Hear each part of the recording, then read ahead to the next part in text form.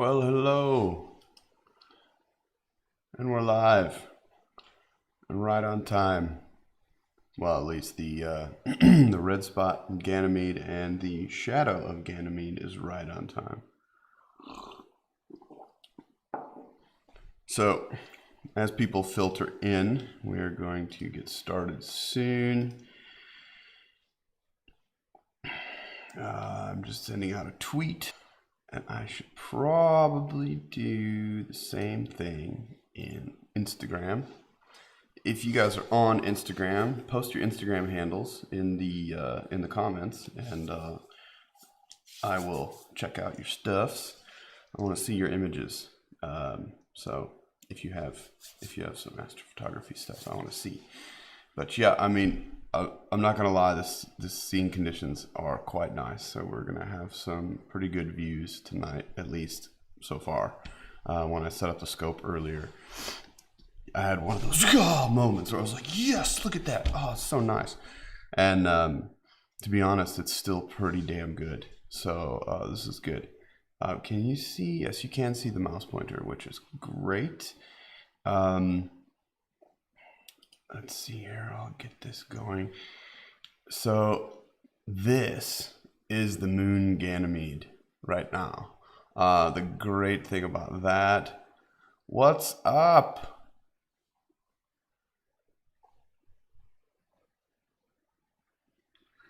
We got the moon Ganymede here. We've got the shadow of Ganymede, and then we've got the great red spot right over here. So this is in the green filter, and this is why you can kind of see everything-ish. Now, yeah, so the great red spot is going to be coming around this side of the planet. It's going to move all the way across along that south equatorial belt and the cloud belt there. And then this is, you know, the moon Ganymede here. It's also going to move along with its shadow. The cool thing about Ganymede, and I'll say this several times, but I'm going to say it now, is that its orbit is roughly in sync with the actual the way we see the clouds from Earth, at least right now, most of the time. I don't know why. I'm not sure if it's because of distance and all that kind of thing, but right now the perception of it is it's going to move right along with that equatorial belt, so that makes imaging it a lot easier than some of the other moons. Io, for example, moves way faster. Anyway, hello, Yahara. I'm gonna hope that I said that right. Glad to see you. I saw your tweet. Thanks for joining me. How are you tonight? Let's see, is it night for you still? I'm not sure. I'm not sure exactly where you are. I remember looking at your feed. Anyway, it might still be night for you. If not, it's like mid-morning or something, I assume, because I think you're ahead of me. So yeah, correct. So please tell me if I'm saying your name correctly. Syahara, is that right? Stargazer. So this here, this dark spot, the darkest spot we see is the shadow of the moon. This lighter spot is the moon Ganymede. And then this is the great red spot coming around the bend from Malaysia. Okay. Aha, another let's see. So yeah, great, from Malaysia. So you're definitely ahead of me in the time warp. Let's see. So I should probably be shooting. That's okay. Hey, Houston. We've got Bruno from Houston. Let's see. Hello, Bruno. What was I doing here? I was getting chatty. That's what I was doing. Yeah. So that means everybody can hear me just fine. That's good. Let's see. Oh yeah, I was going to turn on the ephemeris data, which I did. It's already on. Okay, great. So up here, let me move this down just a little so you can see that. That will help. Okay, so Yeah. Marlon MC, what's up? Marlon from Mexico. We're all over the place already. Mexico, Houston in the States, Malaysia. At least that's who's announced. There's more people watching than that. But announce yourselves. I want to know where you're from and how you're doing. And then, yeah, feel free to share your social media handles so I can check it out. So up here, this is the current ephemeris data for Jupiter at the moment. And the software will automatically update that. And there's Callisto way over here. So this is the positions of, so this is the Jupiter, the planet, and these are the positions of the moons. The software automatically calculates that and puts that on the overlay for me, which is super cool. So I'm gonna move this down just a little bit. Yeah, so while we're talking about that, I'll have it there. So we can see Ganymede is, it's actually gonna be backwards, okay? So it's on the side of where it is. Ganymede is about there, and because, so this is the actual, you know, where it is. This is actual. Remember what we're looking at right now, and that's why this stream is called the Telescope Time Machine. What we're looking at right now is about 45 minutes or so different than what is actually happening in space right now, because Jupiter is so far away. It's and so Ganymede is just off. So it was, you know, right here about, you know, an hour ago or something. Now it's closer to the middle, and so that's why Ganymede is just off the center, which is super cool. So basically, yeah, this is the ephemeris data showing the position of the moons. Just, it's a little helpful thing. I can make it a little bit bigger actually. So, oh yeah, now we can see other moons. So we'll be able to see Europa and Ganymede. Will we see Io? I'm not sure. Let me turn up the gamma. No, we don't get Io. We do not get Io. Okay, so if I turn up the gamma here, we can see there's Europa off the side there. There's the shadow of Ganymede. Here's Ganymede, and then that great red spot. So pretty cool stuff. I'm gonna zoom back in. What's this? Is this the temperature? No, is this focus help? I want to see. Okay. Yeah, so this is basically what we came to see. This is the show we came to see. And the scene conditions, it just kind of took a bit of a dive, but that's okay. It'll come back. It will, I promise. I can't promise. That's a lie.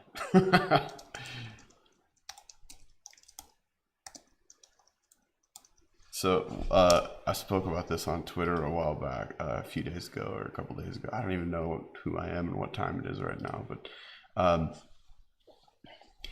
California, cool. So it's not quite dark there yet. It's been dark here for a while. If you look at the stream up and right underneath the telescope, which you can see, is my current. So my local time, SAST, South African Standard Time, okay?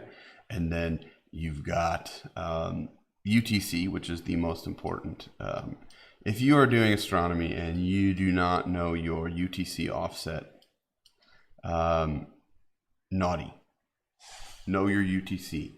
It's important because we are a planet here, and we need to know what time it is for everyone, not just for where you are. So learn your UTC, okay?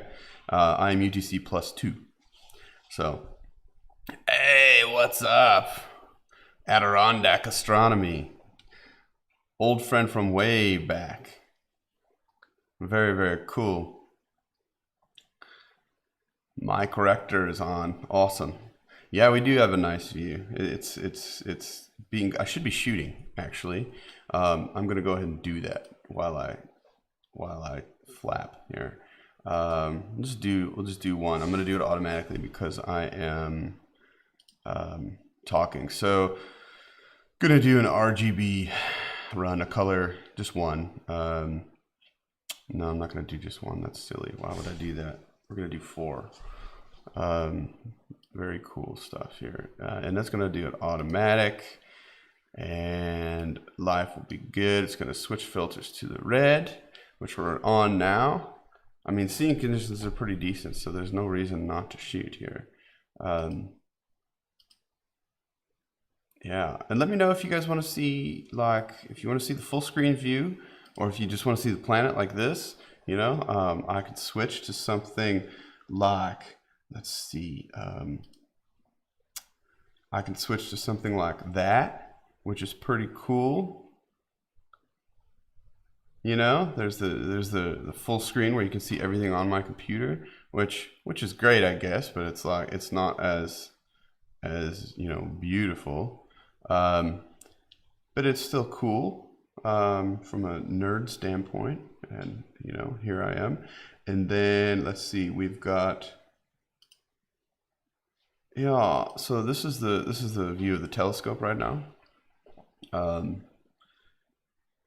This is a little webcam I've got out there in my sweet red light. So I'm actually in my study trying to keep warm, and then I've got my normal view of what I usually show, which is just the actual planet big, and we can really see that GRS is already coming around. I mean, it moves quick. One rotation, one full rotation of the planet Jupiter is 9.5 hours. I mean, 9.5 hours. That is fast. One day on Jupiter, that is massive. And if remember, so think about this. I'm in a good mood today, I guess. I'm talkative. This isn't normal. So think about this. I'm gonna hold my coffee while I do this because I think it's gonna emphasize my point, okay? Think about this now. Jupiter. Whoa, whoops, sorry about that. I'm gonna get excited again, don't worry. Okay, now think about this. So Jupiter rotates, one day on Jupiter is 9.5 hours or so, okay? Now, the thing is,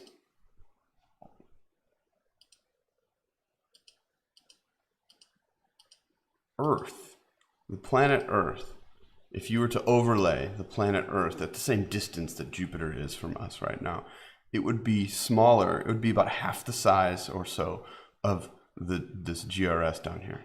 So just a little bit bigger than what we see Ganymede, a little bit bigger than the shadow, but not much. So that's how big, you know, this is. And it moves, it's spinning 9.5 hours, one full rotation, 9.5 hours. Insanity. That is cooking. It is moving around so quick. And it's the scene conditions are kind of vibrating right now. This isn't all that awesome, but I'm doing what I can.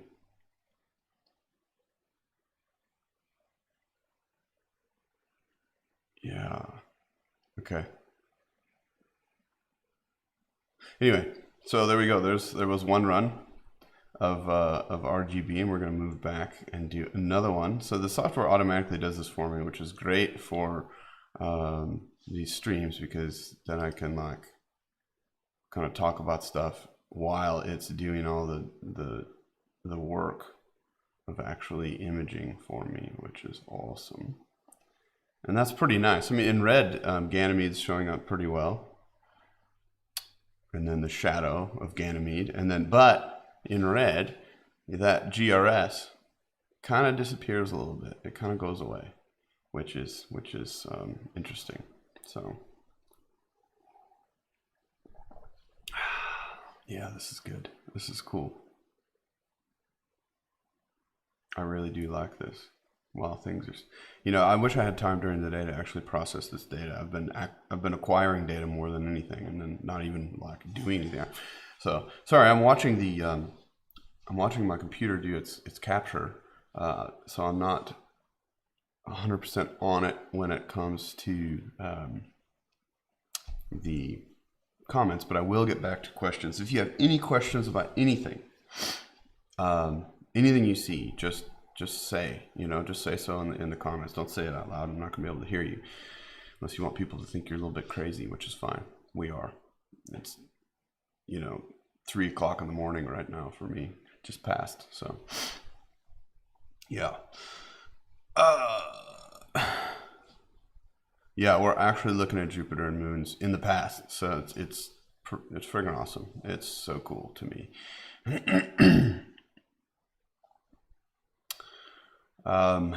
Bruno, you know Bruno, good job. You know your UTC offset. Does everybody know your UTC offset? Okay, get it in there. You need to know your UTC offset. It's important. We're on a planet here. Okay, let's see. Adirondack astronomy, one of those nights when you have clear skies and no work the next day. Yeah, definitely, dude. Yeah, so sometimes I do have guests on the show. I hate calling it a show, but I guess that's what it is, right? Do my little dance to make it a show. So Mike Rector and I, Adirondack astronomy, we go way back to like 2012, you know, and we started basically. We did some live view sharing of our telescopes before it was a thing, you know what I mean? So that was pretty cool. I shared some live moon stuff through my webcam back when Google live Hangouts and Google Plus and all that kind of thing were a day. Anyway, yeah, so definitely I have to have Mike on here as a guest, and he can put his thing in there. Very cool. So let's see what else. Yeah, Ethan Chappelle.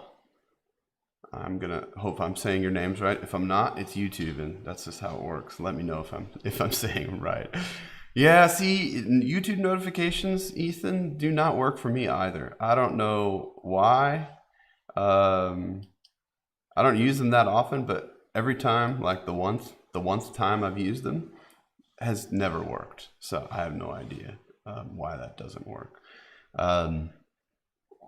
Ciara says, can you tell us in the comments here, can you tell us about your Astro gears? What are you using right now? Okay, I can definitely tell you. Let me switch back over. Okay, so there's the telescope, the live view of the telescope as we see it right now. This is the massive beast. That is a 12-inch Ritchie-Chrétien telescope. So it's not that massive, but it's good size. And it's got the mount that I'm running. Let's see, is that in good focus? It can focus better than that. That's annoying. I'm gonna refocus the webcam here because that's just not nice. Let's do. There we go. That's nice and sharp. Okay, as sharp as it's going to get for this. So yeah, basically what we've got here is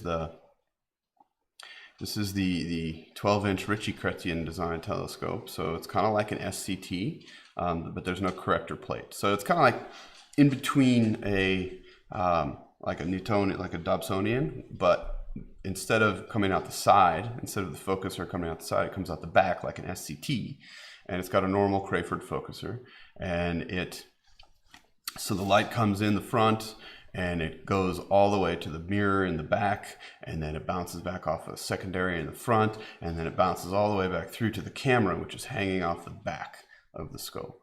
So you know, there's a whole lot of focal length here. We're running at about 6,000 millimeters of focal length at f/20, and it is overloaded. It's on a Celestron CGEM DX mount, an old beast.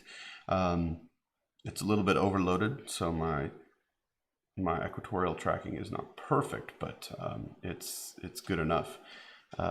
So I'll take it. I can do planetary, and that's what I do with it.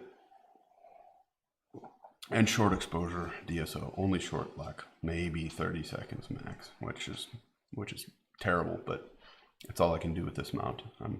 the telescope alone weighs about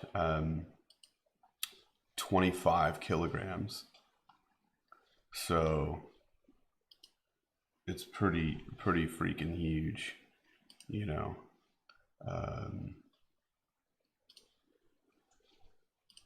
Where am I now? Okay, here we go. Yeah, so back on Jupiter. And where are we with our exposures? We've got that 3 now. I'm not sure if I should even continue on. I'll let it finish one more. One more run, I suppose, here. Since it started, I may as well let it finish. Okay, what else have we got? So, Marlon asked, do I capture Jupiter and Ganymede at the same time in the same video, or do I change camera parameters? Okay, everything is captured at the same time. I don't ever change the camera stuff. The thing is, with the moons, I don't really care that much about the moons just because it's hard for me to get detail. I have gotten a little bit of detail on Ganymede before, which is cool, you know, but it's difficult. So I focus on actual Jupiter, you know, and the clouds and everything. And the moon and the planet are a bonus. So right now we're seeing red, and that's why that GRS kind of disappeared again. But we're going to move over and we're going to get green and blue just now. Yeah, so there's green, and we can see that GRS pop in. Seeing conditions are not as good as they had been.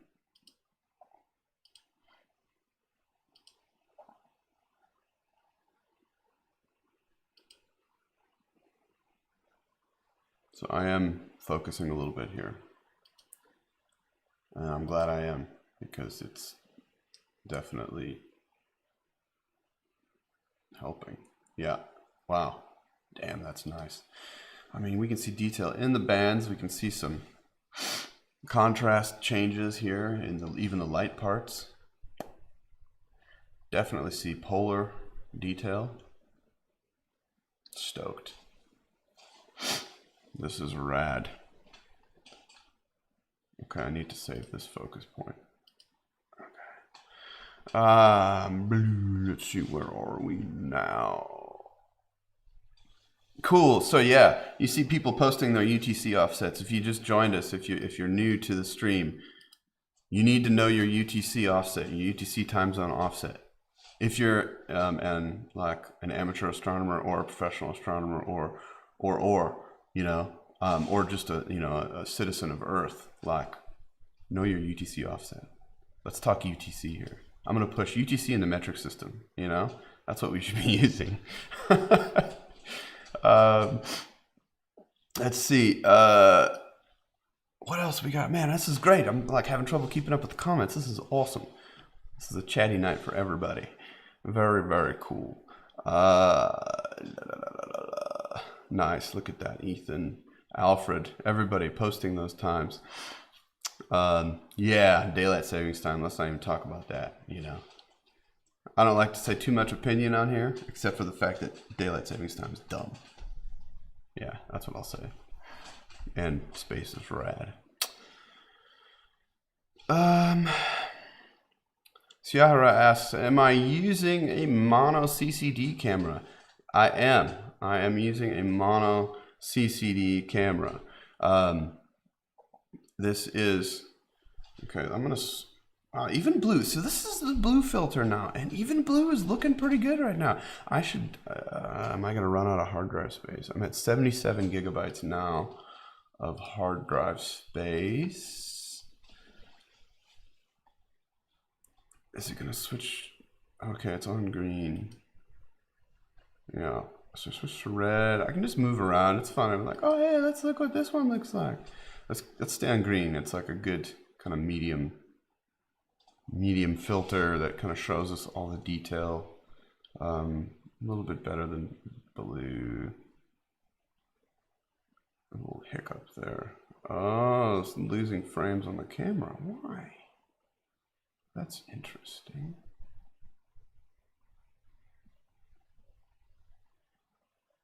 What's this all about? Gotta check something. Okay, never mind. That's fine. Weird. Okay. So this is capturing stuff really fast. There we go. Yeah, so this is a pretty good view. I'm liking this right now. Now, before, in just a few minutes, I'm probably going to do another few RGB runs because I want to have the GRS a little bit further in. I want to have the moon, the moons, and the shadow. Sorry, the moon and the shadow of the moon a little bit more, and make sure it's on at least, because you know we're not going to get everything at the same time. Let's see what else. It's so I was talking about the camera. This is an ASI 290mm camera, pretty popular camera for the high resolution astro stuff. The price isn't too bad. It's super fast. It's got great sensitivity, and yeah, it allows quite a bit of good detail. So let's see here. Yeah, and so then I'm using a filter wheel. So if we switch over to the scope view, you can see the filter wheel, and the camera is the bright spot hanging off the back of the scope down at the bottom. The camera is the little tiny thing at the end, and the filter wheel is the other brighter spot, just because it's like, you know, reflecting the red light a little bit better. So that's the scope, and then, or sorry, the camera. So yeah. Any other questions about the setup, let me know. But yeah, and scene conditions are looking pretty nice. So this is cool. I love to see this. Hell of a view right now. Wow. You can just kind of look at this for a while. Shish. Taking a screenshot. What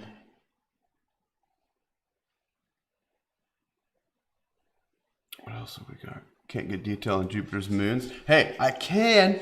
Adirondack Astronomy. I have. I've posted the photo, and I've even got. Oh my God! I gotta look. I've got data I've never processed from. When was that? I believe it was the beginning of May. I processed the infrared data, but not the color data, which is fine because when I go back and do the color, it'll be a lot better because I've been working on some different processing stuff recently, and. But yes, I have gotten detail on Ganymede. So yes, Ganymede's there.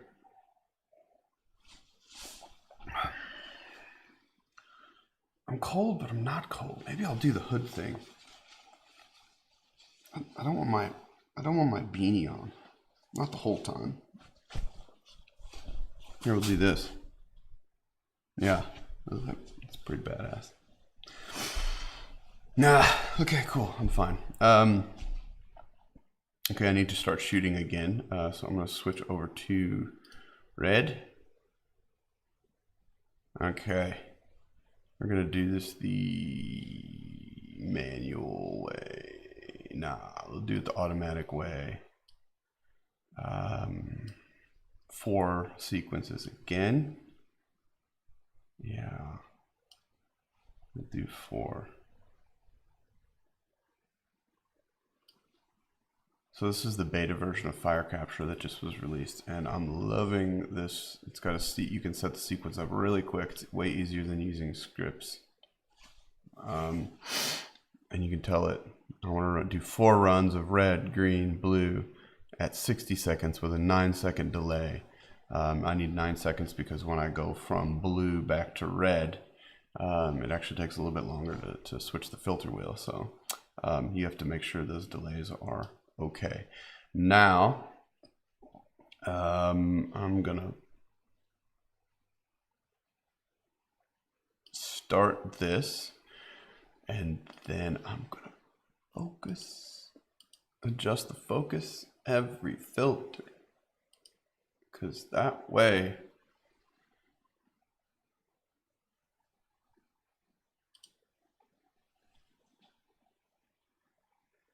you've got good stuff.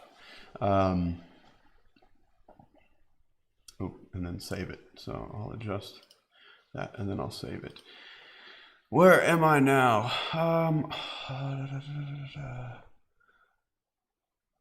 Very good. Is the Earth round like Jupiter? No, the Earth is actually square shaped, as you can tell.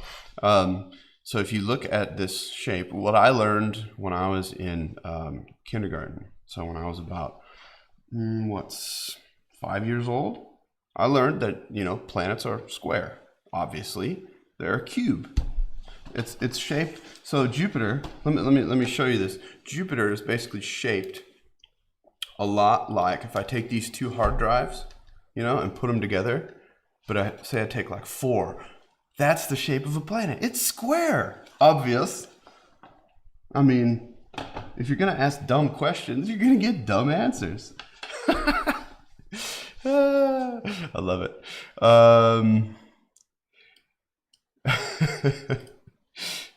That's the best. Metric system, except for Celsius. No, you're wrong, Ethan. Celsius is the business.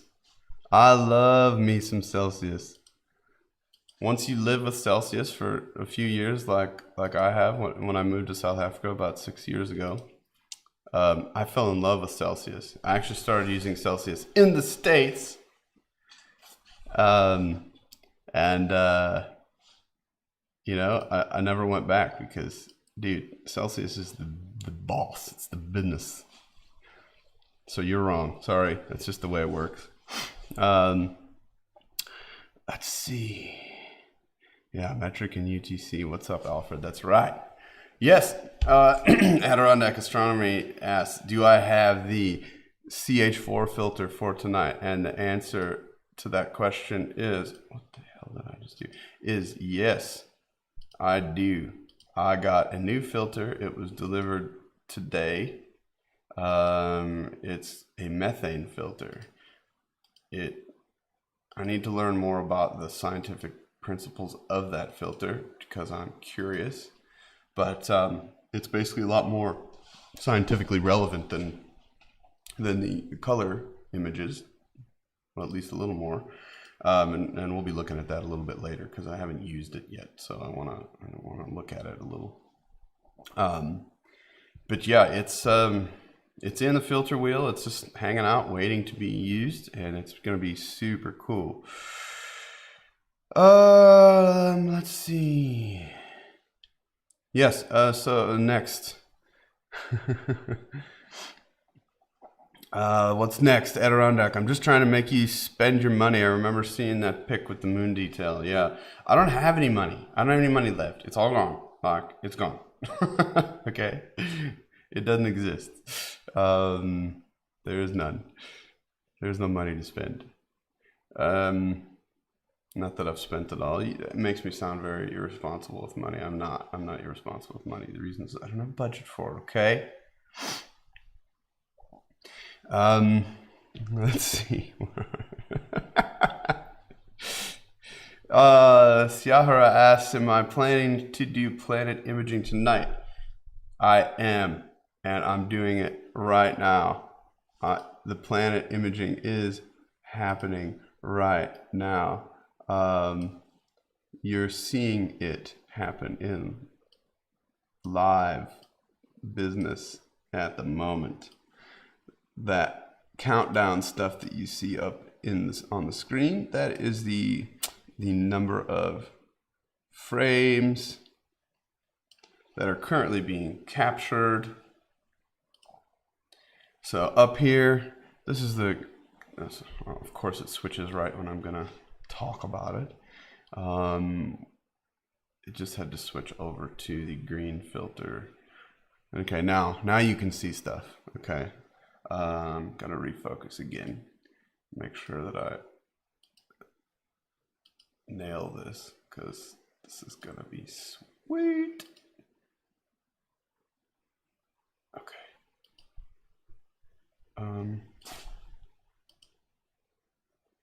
Yeah. It's not as good as it was. Oh well. Nothing I can do about that. Where am I? What was the question? What was I saying? I don't even know. Oh, planet imaging. Yeah, I am doing. I've been doing it all night. I've been doing it the whole time I've been talking. I haven't been just like flapping my gums here. I've been actually imaging here. So this is the readout for the actual imaging that I'm doing at the moment.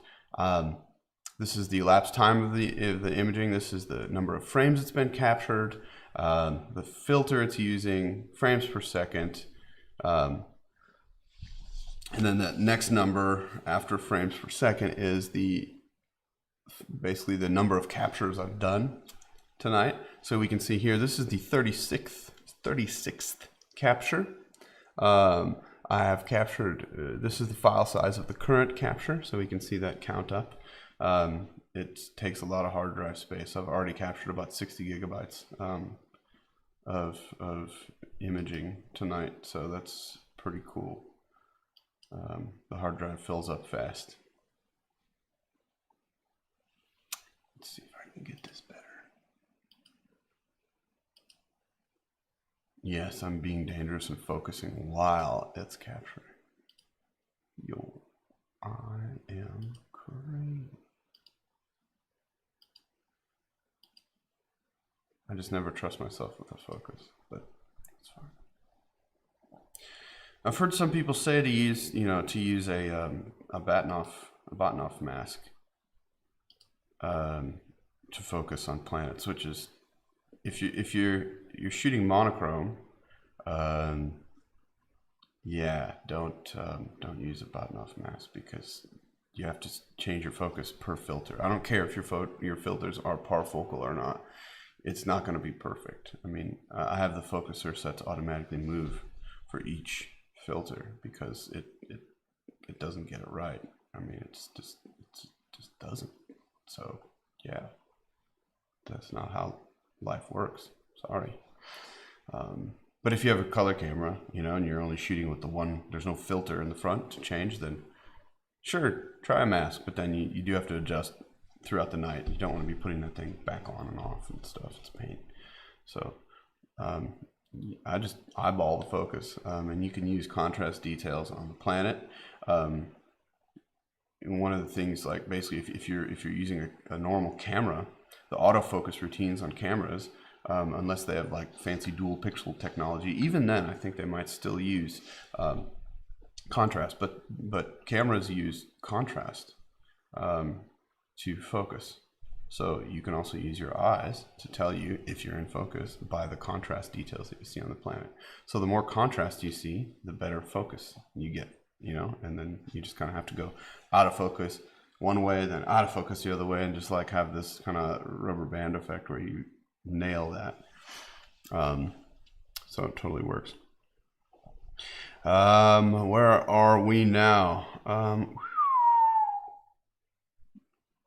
Obviously, Earth is an icosahedron. Obviously. Which one is that? Icosahedron? I don't know that one, but I know dodecahedron. That one's fun. But yeah. Cool thing is with Jupiter, if we tilt the telescope the other way, which I'm not going to do because that's dumb. If we tilt it, it disappears because it's obviously a flat disk, right? So it just disappears. But I'm not going to do that because I don't want to get cool pictures.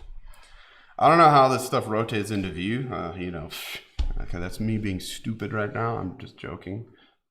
All these, I don't know why we even joke about this stuff. I swear the whole flat Earth thing is like a troll, that someone started a long time ago just to see if someone would believe it, and then people bought into this garbage, and then it's like, then they're like, oh yeah, it's flat. Stupid. So dumb. Like, you know what I mean? That's what I want to do sometimes. If I was violent, but I'm not. But as the GRS rotates into view, yeah, we can really see it now. Everything is super clear now. So, well, clear as it's gonna get. This is the GRS down here, Ganymede, and then Ganymede's shadow. Yeah, seeing isn't great. This is my life, though. This is the jet stream. This is heat layers, on Jupiter, and yeah, that's just life with this stuff. We are on our third of 4 captures right now for RGB, and yeah, I am watching to adjust focus if I need to, if I should. The focuser's doing a pretty good job at the moment, so I'm not gonna mess with it. Scene conditions are difficult to make adjustments at this point, so I'm gonna probably leave it alone, except for the thing that I've just done, which is not leave it alone, because that's not my vibe. I've got to mess with it all, and I'm glad I did, because dude, it's better now than it was when it started. Where are we? Roughly how much in USD for your current setup, including camera, computer? Jeez, man, I don't know. If I keep track, I'll lose my mind. Things have been purchased over the years, you know, so I can't even tell you. Like, I use the same computer that I use for my day job. I use an old computer to control the scope that I've had for years. You know, you can look up the camera price now if you want. The filter wheel was given to me as a gift. I know what it's worth, but it's not new. So there's that. The filter set came from another camera that I had, you know, an actual a different one. It's difficult, and I got the telescope tube secondhand. So yeah, like this is like, I know, and it's not a dumb question. It's something that everybody's curious about. They're like, God, do I have to spend $100,000, or I have to spend $10,000, or I have to spend $5,000, or can I get it for $1,000? You know what I mean? It's the thing is, you start small with astrophotography. You start small. You can get a telescope for, like, I don't know, a few $100s to start with, and you can actually shoot planets. Yeah, you're not going to get these super close-up massive views that are perfect all the time, but you can get good views, you know, good enough to start with for just a few $100s, and then you just slowly over the years, you know, buy things to add to it. So that's you know what I've done is, like, you can't afford, most people can't afford just to drop thousands of dollars, you know, at once on stuff. So, you know, everything I use is old, because I mean the mount is, geez, 8 years old. The telescope, I don't even know how old that is actually, because we bought it secondhand. So yeah, a lot of DIY, a lot of making this happen. It's not like, you know, you can make it all, but the mount. But check, before we talk, I don't want to talk about that anymore, because this is cool. Look at this. What do we got here? We got the GRS, we got Ganymede, we got the shadow. It's like a little, you know, taking a bite out of that thing. Yo, that's so rad. Yeah. Yeah, pipe organ is definitely, I don't know what you're trying to say, but yeah, the mount is very important. The mount is the, you know, most important thing. Are we done? Yeah, we're done. But I need to do more, because seeing is pretty good. 57 gigabytes. Where is the GRS right now? Oh, it's switching back. I don't want it to go back to red. I want it to be on green, because that will give me the best view. So that's what I'm going to do. Okay. So there's green. That's nice. Yeah. There's see this darkish spot here. That's not something I'm used to seeing, unless that's part of that cloud band down there, which is possible. Jupiter changes all the time. It's constantly changing with these clouds. So it's pretty cool to see what's going on. What happened to this? Where's, oh, there it is.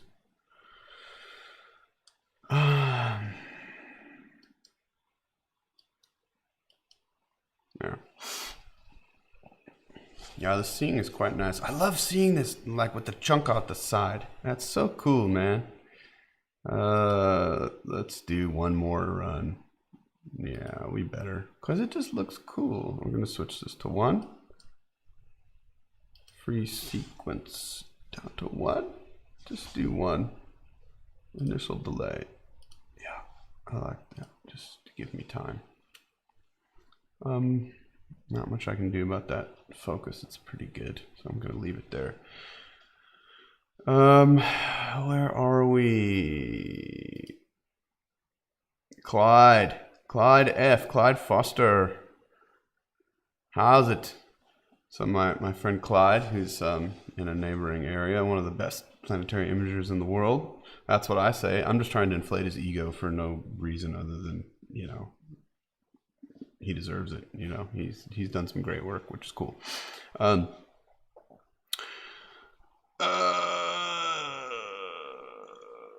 Marlon.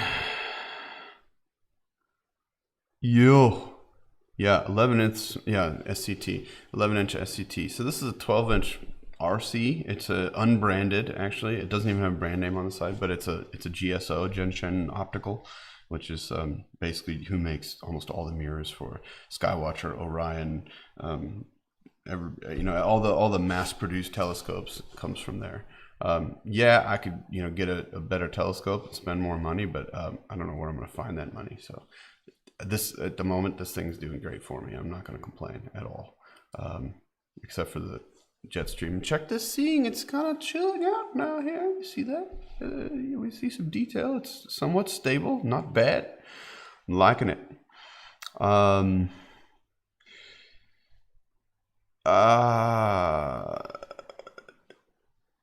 Yeah, Adirondack astronomy. I believe you're describing most cults. Siahara says, can you tell us more about yourself? When did you begin to get involved? What drove you to become an astronomer? No, I'm not going to tell you. That's privilege. That's secret information. I don't talk about that. It's past life. Yeah, no. Let's see. I got involved with astronomy for the first time in a semi-serious manner in 2012. I mean, prior to that, I obviously was super into science and space and all of that. Went to space camp when I was a kid, like just the local, you know, science museum space camp. Built model rockets. Was a nerdy kid in school. Got made fun of. You know, wore bad clothes. All of that. And this is looking nice. So anyway, basically, yeah, I got involved and started shooting. Like, I've always been into technology and computers and cameras and imaging and relatively, I don't know, like enthusiastic, I guess. I've always wanted to be able to like share these views. Like, that's the first thing I did when I looked through the telescope. I'm like, you gotta see this. It's so cool. Well, how do you do that on, you know, on a wider scale? Like, I had to show people because it's so rad. I would invite my friends over to look through the scope and be like, hey dude. I remember my friend Drew, way back in the day, when I lived in the States, I'd be like, hey, I'm gonna be out looking at Jupiter tonight. If you want to come watch, you know, want to come see. And he'd say, oh yeah, what time? That'd be cool. And I'd be like, oh no, I'll probably be out, you know, from like, I don't know, 3 or 4 in the morning. And he just looks at me like, what? So, you know, a little bit psycho, which people watching can probably understand. That's the way we are, I guess. A little bit weird. And yeah, so there's that. I just got involved and I got excited about it, and it makes sense to me, I guess, because there's, you know, it doesn't matter, you know, whether you believe in this or not. It's just the facts, which space is rad, and it's out there, and we're trying to figure out what's going on. And we're not making things up, you know. From a science standpoint, you know, we collect data, we observe it, and we figure it out. So like, we have so much to learn, and the thing is, from a citizen standpoint, we can contribute to science, which is awesome. Yeah, the seeing is looking nice now. So let's see, what drove me to become an astronomer? I don't know. I probably just talked about that, I guess. Oh, super interesting information about me right now, since you asked about me. I turned 42 this year. So basically, I turned the absolute best age in the universe, and I plan to stay that for the rest of my life. I'll die at 42, and not that I'm going to die this year, but I'm going to die like, I'm going to stay this age. It's the best age. It's that's just it. Switching back automatically to red, which is not what I wanted it to do, but that's what it did. I gotta figure out why it does that. Damn, it's looking good right now, though. I should probably shoot again. Dang it. Okay, I'm gonna. Why not? It's just hard drive space. I've got enough to shoot other stuff. I can shoot Saturn another night. We can look at Saturn, but we won't be able to shoot it. Let's do this again. Hello, click it. What's going on? There we go. Okay. Bam.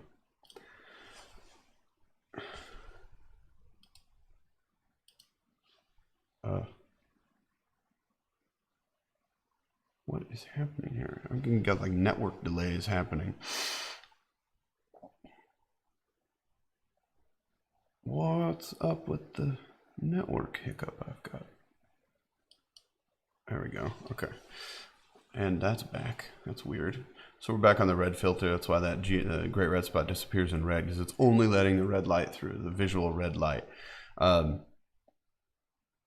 the people that have watched this stream, I'm going to repeat myself every single stream because I've done so many of these. If you go to my YouTube channel, you can see the list, the telescope time machine live stream. They're all on there, and they're long, but that's just the way it is.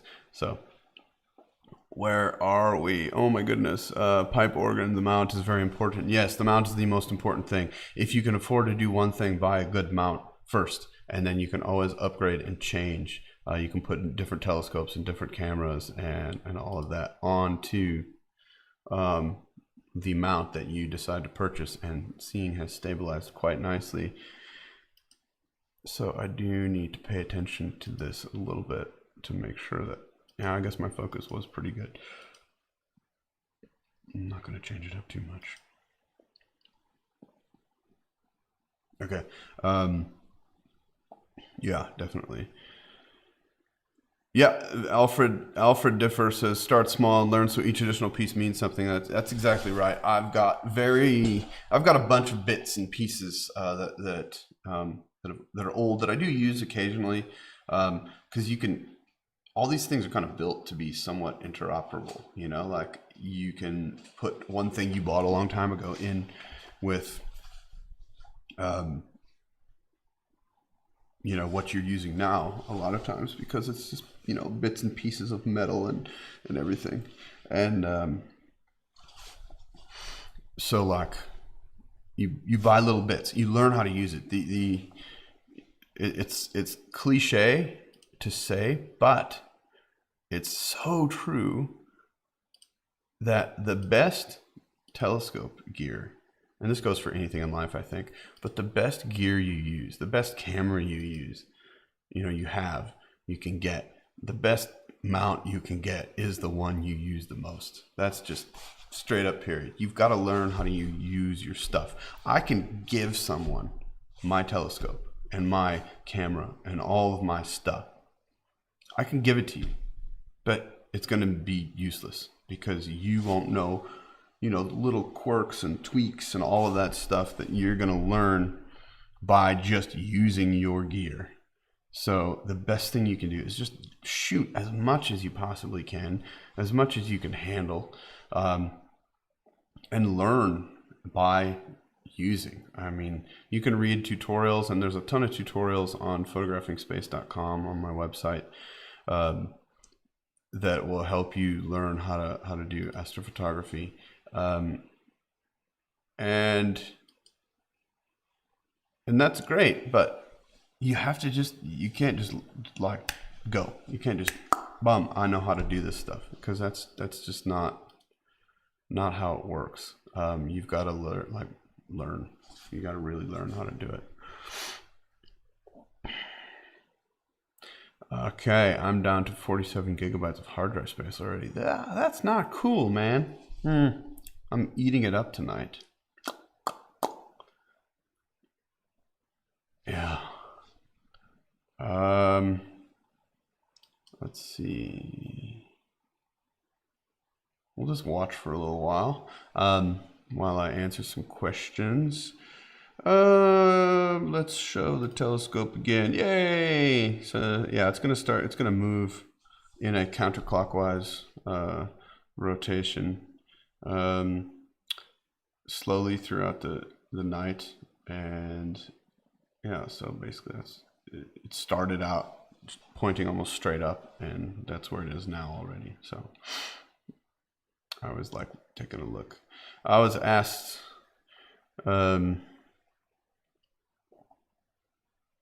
yeah. Let's see, where are we?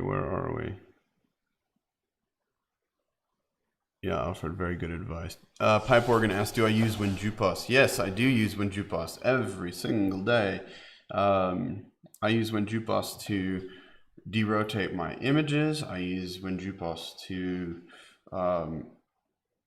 calculate ephemeris information, to plan observations like this. I mean, you can use other planetarium stuff like phone apps, Sky Safari and Sky Guide, those kind of things. You can use those to help plan observations, and I do use those as well. But if you want like super accurate stuff, you need to use something very accurate like WinJupos, and it's amazing software. I'm almost getting annoyed here because the scene conditions are pretty good, and I've only got 47 gigabytes of hard drive space left. It's going to eat that up quick. Let's see. Ciara says, yeah, still stuck with a 4.5 inch Newtonian. But the thing is, with that 4.5 inch Newtonian, you're using that thing, you know?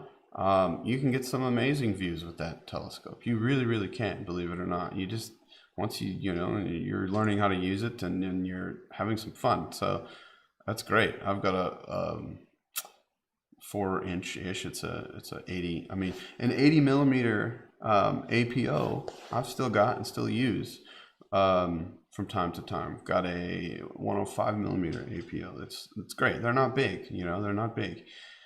So it's really, you don't need massive stuff. You need the bigger stuff to do high resolution planetary like this. Yes, you do need bigger stuff. But for all the other views, you don't need these huge things. So yeah, that's great. Yeah, Ethan, C14.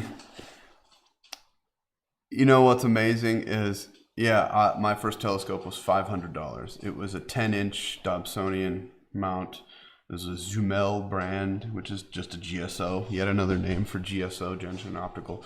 $500, came with eyepieces, it came with everything, and it was beautiful. I wish I still had it right now, because that Newtonian Dobsonian was flipping so much fun just to use and to look at. To look at the views, and that's what I did imaging with. I built an equatorial platform for it, so it would track the sky with my Dob. There's an article on the website that shows that platform, that tracking platform for the Dobsonian. It's on the website. You can go check it out. Ask me questions if you want. I built it myself a long time ago. Sold it with the telescope about 7 years ago now, which I regret. But hey, it was a fun engineering job. Yeah, you don't have to spend a ton. Hello, Renee. Renee from Long Island. How are you? Hope you're well. Glad to see you in the stream. and that you have a nice view tonight. This is pretty good. Great views tonight. This is awesome. I'm just like, sorry, every time I look over, it's like I have my telescope screen over here. I'm just like, oh, just gotta look. I love it. Oh, that's nice. I'm wondering when, not quite yet. I'll switch over to play with that. You know what I should do now? I'll do it now. I'm gonna switch, I'm gonna use infrared because I've shot quite a bit of RGB. Let's switch over to infrared. So this is 742 nanometer infrared. And it looks garbage, but that's because it's way out of focus. Infrared focus is quite a bit different than my RGB.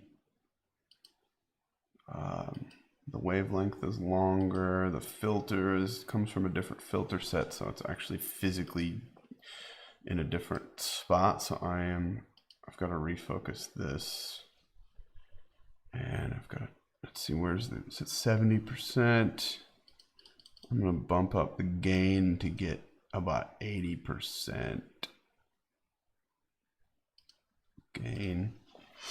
I'll give you guys a bit of a different view here. There we go. So that's the full screen.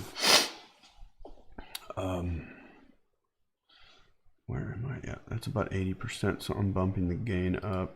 Hopefully you can see the numbers. Not that the numbers matter because it's going to change for every different telescope, but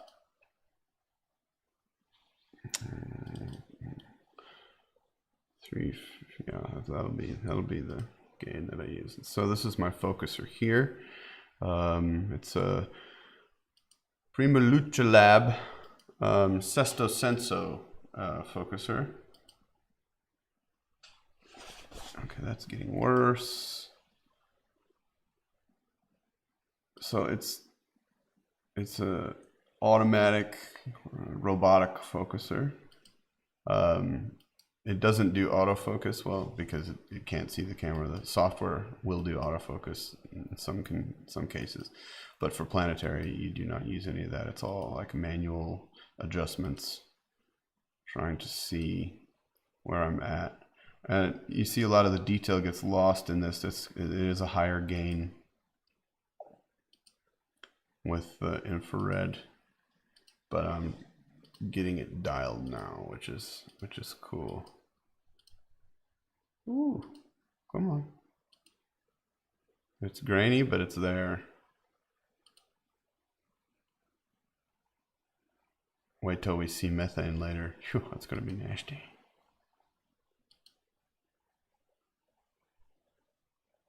Yeah, let's do that. Yes. Yeah.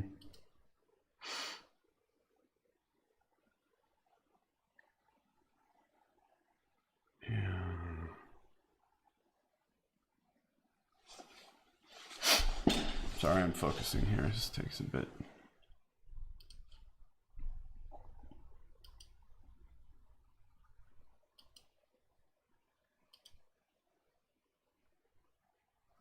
Okay, that's about where it's going to be.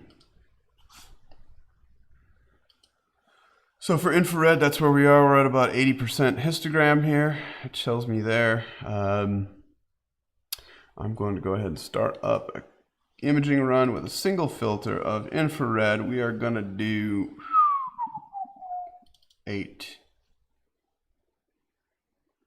infrared at 90 seconds with a 5-second delay. And it's going to automatically do that. And we're going to start. Okay, there. And I need to move this over, move it up. Okay, now it's centered. Now I can chat. Yeah, the seeing isn't that great. You see Ganymede kind of disappeared a little bit. It's still there. That's Ganymede. This is the great red spot. And there's this area down here. It's interesting. Huh. We'll see what that looks like in methane just now. So, go back to the questions.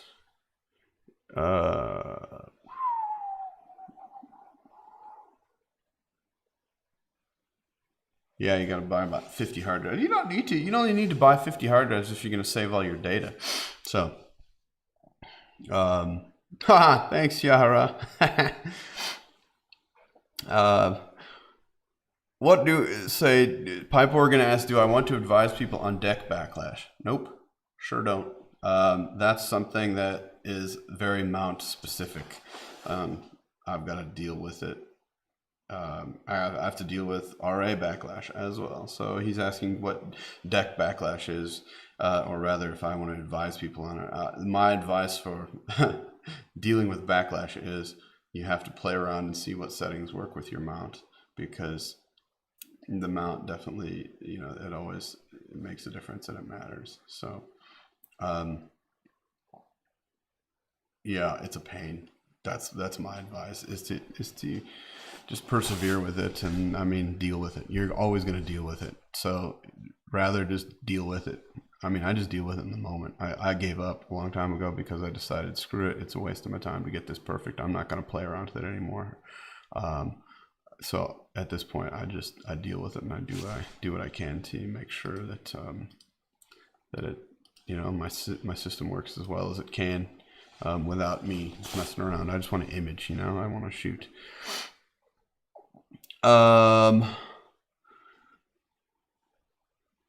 Yeah, Renee says, yeah, you see that I've named the observatory. Yeah, I called it Greenside Observatory. Observatory in quotes, because it's more of a movable roof. I took two old pool umbrellas that were broken, ripped all the metal pieces off of them, and then I used all the metal from those pool umbrellas, and I bought a couple of green tarps. So there's actually 3 green tarps covering this frame. So it's basically a big tent frame that fits directly over the scope. And it's just basically like a little building, and it's tied down with huge weights. It's relatively wind resistant, pretty much it is. It's hit some big wind and it hasn't moved. I tie it down really well. It's rain resistant, and I've got a scope cover inside as well. The whole reason is it's got green sides. That's it. So called it Greenside. Why not? It was a good word. So yeah, Greenside Observatory.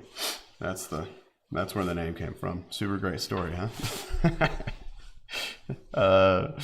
Let's see. Where do I meridian? Wow, Pipe Organ, you got the questions. You are peppering me. Bam, bam, bam. Where do I meridian flip? I meridian flip outside with the mount. That's where. So yeah, you meridian flip. I wonder if you're asking me when you're supposed to, if that's what you're asking. You do it when you start shooting past the meridian. And the meridian line is the imaginary line in the sky, so if you draw an imaginary line from north to south, from the cardinal points, in the sky, north to south, the meridian is that line. So when your target, let's see, where's the middle? This is the meridian. My hand, is that the best way to show this? It's the best I've got now. This is the meridian, my arm and my hand, okay? Jupiter starts over here. Once it passes and goes on the other side, you've got to do a meridian flip, okay? That's it. You just have to basically flip it when it changes, so that your scope can track it this way, and then flip, and then keep tracking it. And that's all a meridian flip is. Not a big deal. It's just something you have to think about. And it's a pain, because you actually have to hugely change the orientation of the scope to do it, to keep tracking, but it's fact of equatorial. Another question. Bam! What is ephemeris? Ephemeris is the information lack. What are we looking at right now in the sky? Like what rotation period is Jupiter in? Where's the moons specifically? That kind of information. So it's basically the data that tells us exactly what's going on in what we're looking. Yeah. So yeah, when JUPAS, for example, uses ephemeris information to tell us, you know, when if you want to see, like, okay, when's the great red spot going to be visible? Well, you look at the ephemeris data, the ephemeris calculations. It's math, you know, that tells you. We know the rotation of Jupiter. We know where it's going to be in the sky because of math. You can go out like 1,000 years in the future and know, based on the ephemeris calculations, where Jupiter is, where the GRS is going to be, and it's going to be pretty accurate. So that's also cool. No, heckle me, pepper me, man. Don't worry. Pipe organ, do it. Question the image scale. Do it right now. I'll tell you right now.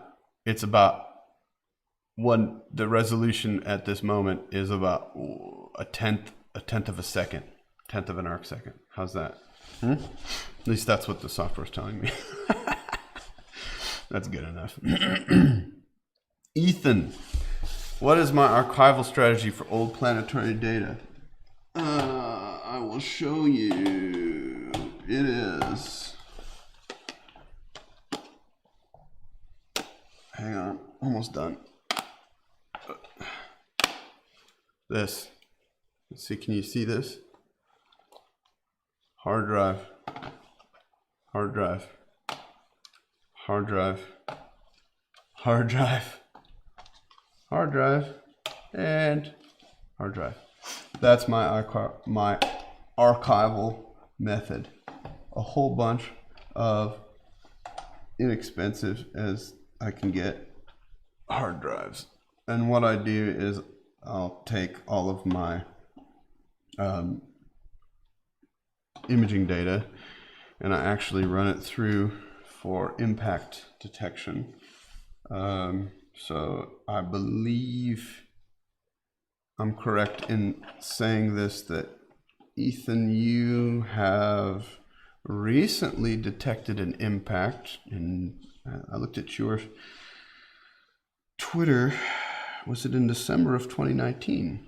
Which is awesome. So what we do sometimes is we'll take our imaging video streams and you run it through software that tries to detect meteor impacts.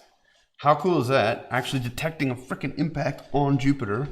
You can do that. You can detect these impacts. So it's very cool. So yeah, super stoked about that. So that's why I keep all that, and then you run it through, and then after that you can probably delete it unless you find something cool. But you know, it's recommended that if you're doing this high resolution stuff, don't delete your stuff, even if it's garbage, just in case, you know, if you can afford to buy some hard drives every once in a while. And hope. Let's see, where are we? Alfred, GRS is brighter in that filter. I'm not sure which filter we were looking at, but yeah, brighter. The GRS in infrared is going to slowly disappear. Wait till we get to methane. When we look at methane, which we'll do soon, yeah, in soonish here, methane is going to be pretty cool. So pretty stoked about that. It's going to be very bright. That'll be interesting. Okay, cool. Michael, Adirondack Astronomy. Cheers, man. Do I have a pier or do I prefer a tripod? Well, a pier, I would love to have a pier in the garden, but I do actually like to move it around sometimes if needed, depending on targets and stuff. I'm not going to spend the money on a pier. I'll build a pier for an observatory. Yeah, that would be good to do, but I just use a tripod right now. I can use what I've got, you know. When am I? Pipe organ says, when are you? I am, according to the clock, I am 4:17. Okay, 4:17 South African Standard Time. which is 217 UTC, because I am UTC plus 2. So yeah, that's me. And let's see, how many more of these do we've got? We've got one more after this current acquisition, and then I'm going to start doing, I'm going to look at what this all looks like in methane, CH4. So that's going to be cool, and I will talk about that when I'm doing it. But this is infrared. So this is 742 nanometer infrared. This is invisible light to the naked eye. Your measly human eyes cannot see this image. Sorry, it's invisible. So stop looking. You know, ain't gonna happen. So the next filter I'm going to use after this is going to be the methane filter, which is even deeper into the near infrared spectrum. It's 890 nanometers, and it's going to be basically like shooting narrowband for planets, which is dark. It's going to be dark, but it's going to be interesting because it's going to be a view of Jupiter that we don't look at very often. I mean, the planetary imagers will, but normally, like, we just don't look at it because it's ugly, you know. It's this weird dark thing. So I'm going to do that just now. I'm going to leave you with a view of this without me for a few moments, and then we're going to switch. I'm going to get a drink of water here. That's good coffee. And then we're going to switch over to August, okay, not December. That's amazing that you found an impact, Ethan. Yes, that's so cool. Very, very cool. Okay, so I'm done shooting infrared. Now we're going to switch over to methane quickly. In the meantime, I'm going to leave you with a view of the green filter because it shows the GRS and everything nicely. You can see that atmosphere coming through, and I'll be right back, and then we're going to switch to the methane filter. So this is green. Enjoy this while it's there. Yeah.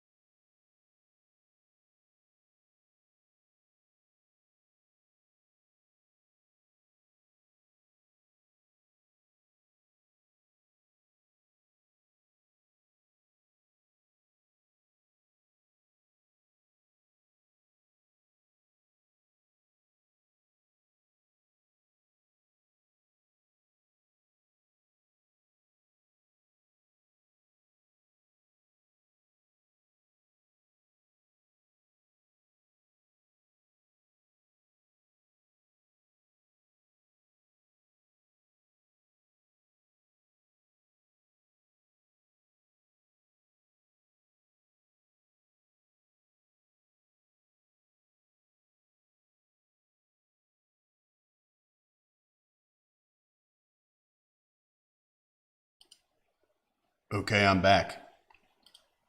I'm back. All right. Hey, what's up? Okay, this is what we need to do. This is green. We're going to switch over now. We are going to switch over to my new filter, methane, CH4. It's going to be nasty. You ready? This is going to be cool. I'm excited about this. Yeah. Where are we? Yeah. Does that pick up the bass? I'm a little strange. It's okay. Okay, let's see. Methane. Let's show you the full screen so you can see what I'm gonna do. One thing about this so with methane, it's very, very, very dark. And to deal with that, you have to do certain things like take a dark frame, which is something you don't often do. You don't have to, but it really helps to get rid of those hot pixels. Got to do something called 2x binning, which is a doubling of it doubles up all the pixels. So instead of a single pixel, it uses 4 in an array to capture all that light to make it brighter. And then even then it's still dark. And then I have to run it at really high gain and longer exposure times. So let's do this. Switch over to methane. That's not methane. That's not methane. That's methane. Oh, it looks terrible. But look at how weird it all looks. Oh, it looks so weird. Okay. I need to do a dark frame before I do anything. So what I'm going to do is I am going to disable my filter wheel here. I'm going to do a dark frame remotely. Normally what you do,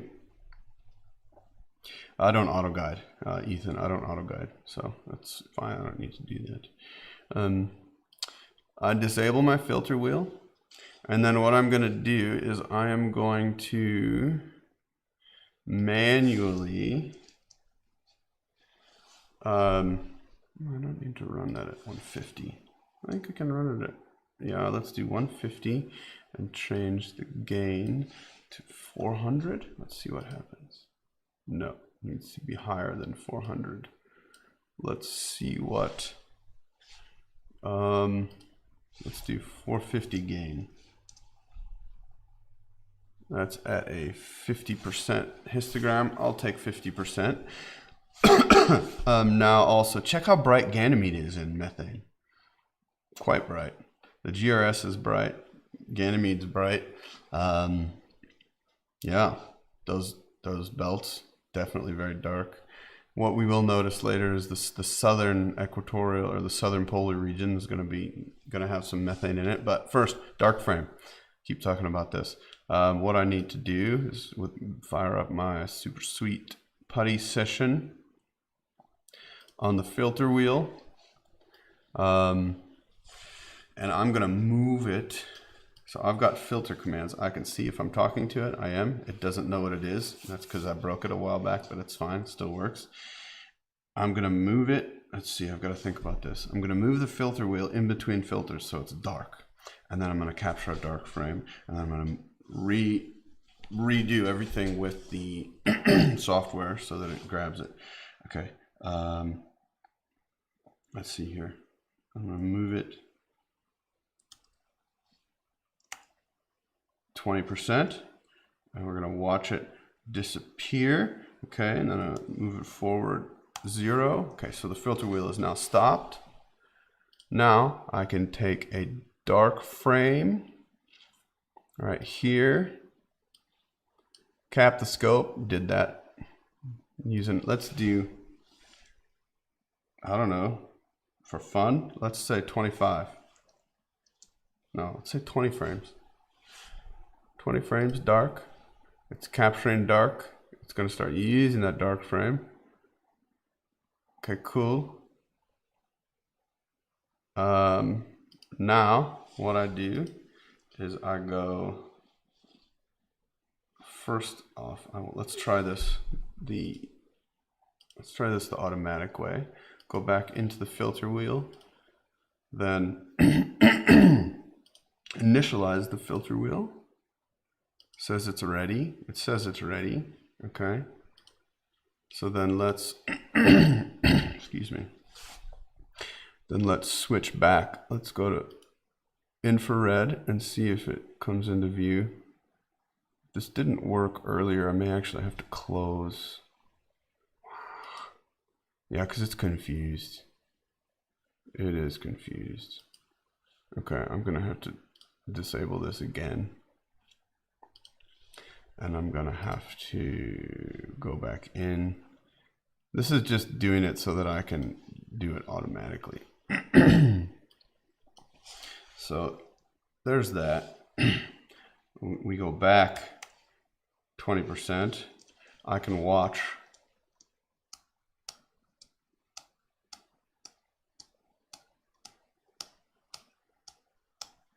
oh, come on now. 40%. There we go. And then 0. Stopped. Okay, that's fine. We went too far. See, this is interesting stuff. Where are we? Right there.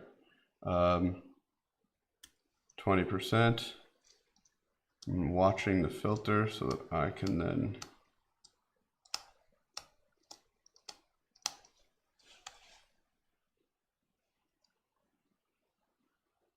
okay, that's pretty good. So there we are. We're back on CH4 now. I can close that. Now we're using a dark frame. And done. Done. Okay. This is the first time I've used this. Oh, now, interesting. We see that lighter area in the southern polar region. Oh, I haven't been yet. Oh, so much better. Interesting. Okay. Oh, I gotta do the damn dark frame again. Oh well. So that's that. Let's zoom.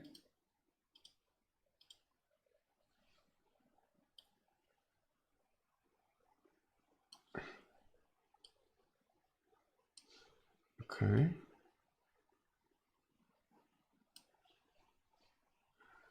And then I can run this lower. Let's run this at 400 gain. That's better. And then I can run 100. Much better. Okay. So our resolution is lower, but that's fine. I have to take another dark frame. Damn it. And this is the learning. I forgot to bin. You guys forgot to tell me to bin. Next time, maybe I won't bin. Huh. Interesting. Where's Putty?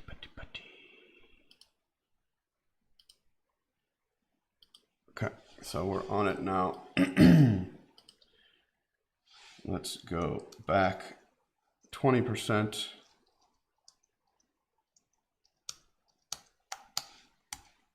Okay, we can now take a dark frame. Doing that. Okay, so we've taken a dark frame. We're using the dark frame. Oops. Where's Putty? There's that. Now I'm going to move it back 20%. Stop it. See where we are. Not far enough.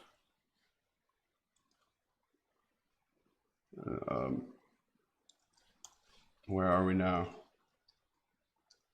Probably too far. Back. Watch that. 0. Okay. Where are we now? Too far. 10%. Stop.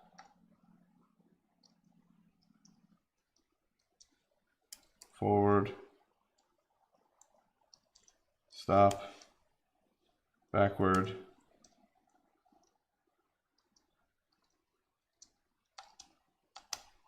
Stop. There. Good enough. Okay, now. Yes, I'm sure. Yes, we're using a dark frame. Struggle. Struggle is done. This is that ugly methane. Interesting though, right? Oh, that's crazy. Okay. So there's this guy. The clipping needs to be reset.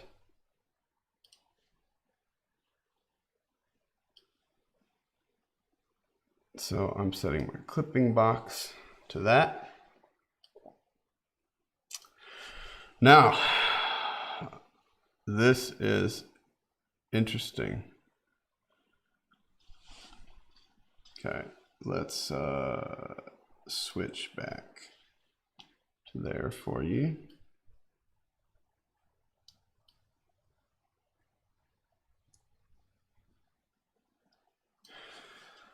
Okay.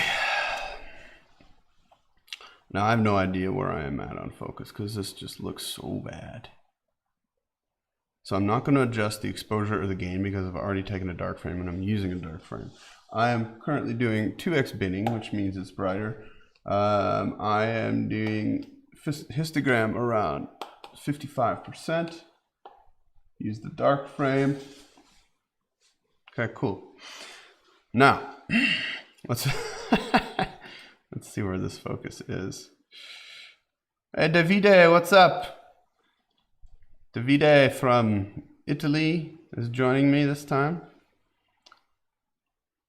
Bad astronomy. No, I don't have the best astronomy jokes. You guys have the best jokes. See if I can focus this stank.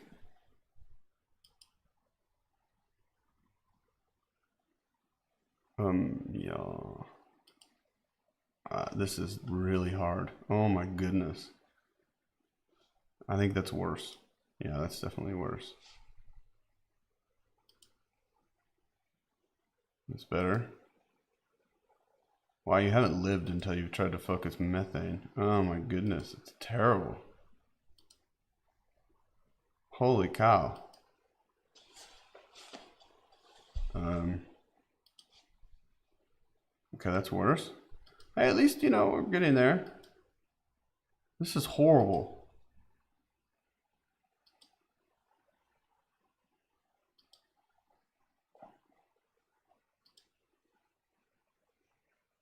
So what I'm looking for focus is I'm obviously looking at the GRS and Ganymede, which is great, but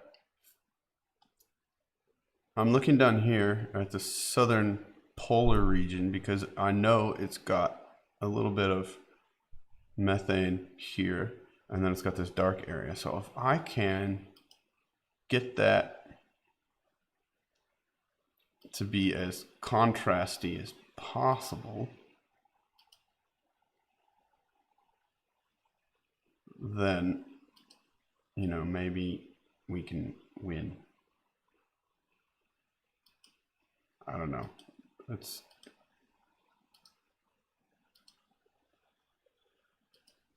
Is that as good as we're gonna get? I've never done methane before, so I don't know like how bad the video feed looks versus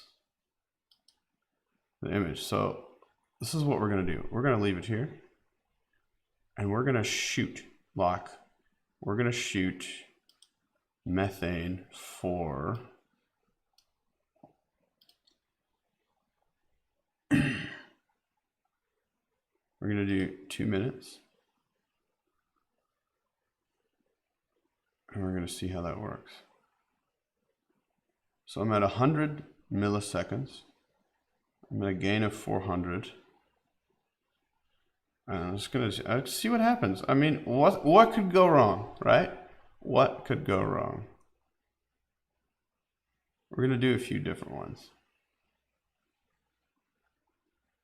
Okay, I'm actually going to do this with the automatic thing. Going to do 8 runs of 120 seconds with CH4 with a delay of 5 seconds in between. Yeah, that's what I'm gonna do. Let's just do it. Okay, Interesting. Hey, my first methane ever. This is fun. This is science. Look at how ugly science is. Science is disgusting. Science stinks. Science is gross. Science smells like a fart. Ha! Okay, yeah. Weird. Okay, so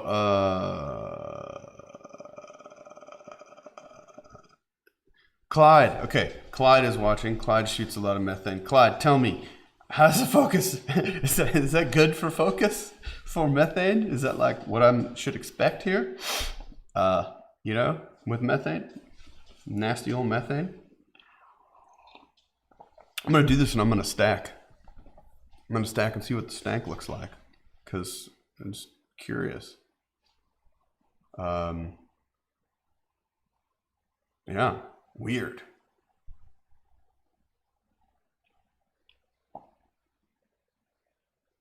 Okay, so Renee asks, how would I use the methane in my stacking as luminance? The answer to that question is I'm not going to use it at all. Because it sucks. Methane, straight up, is ugly. I'm not going to use it. Methane is, you use it on your own. You use methane by itself. It's specifically for, you know, the scientific use only. So it's one of those things. It doesn't look nice. I'm not going to use it at all, but it's good. Clyde, use Ganymede to just judge my focus. Sure, but what about when I don't have the moon? Ooh, we've done one. Okay, we've got one.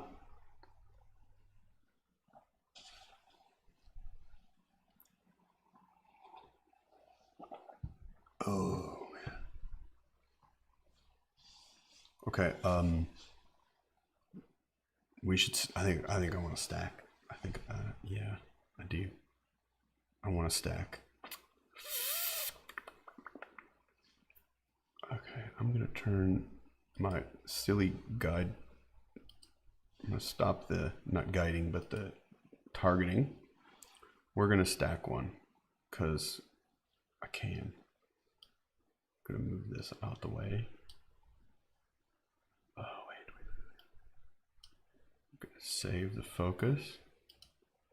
Okay, so now I'm gonna do the full screen share thingy while this shoots. So methane is ugly, but it's cool at the same time. There's stacking. Wait, where is it? I want to make sure that's okay. Yeah, it's okay for now. This, let's open the folder. Let's go find CH4.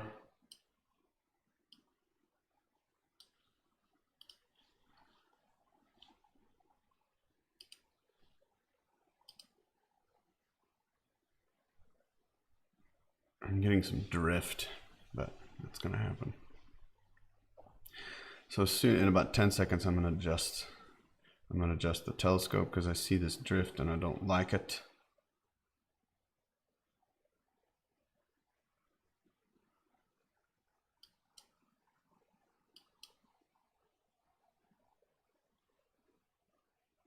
Okay, cool. So there's that. Now let's stack that first god-awful looking methane.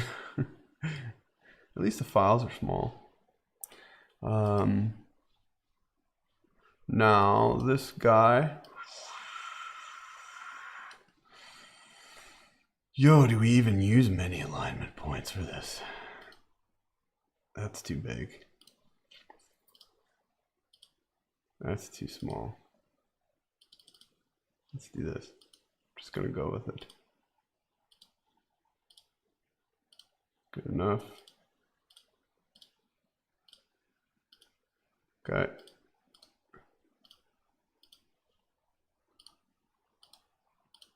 Yes, I do this manually.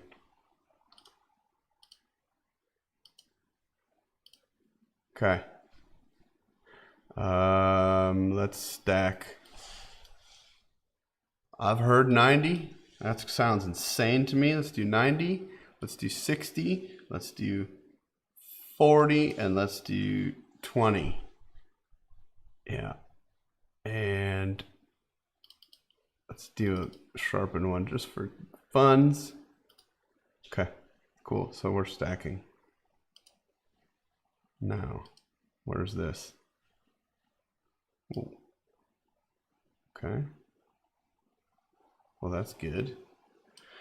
So we'll let this is stacking in the, oh, it's already done.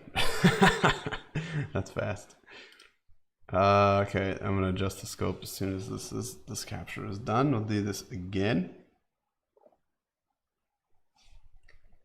I'm curious to see how bad this is gonna look.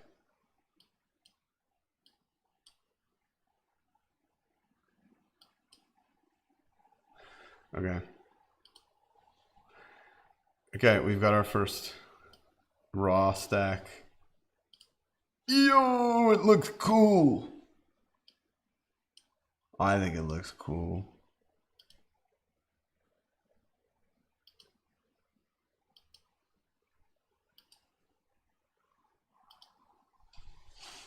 Okay, you guys want to see the image?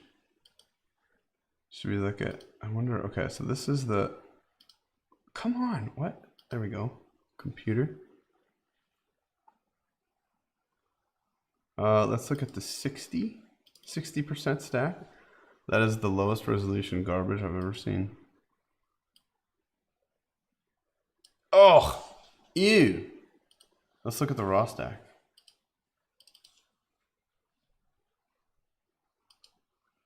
Wow, that is rough.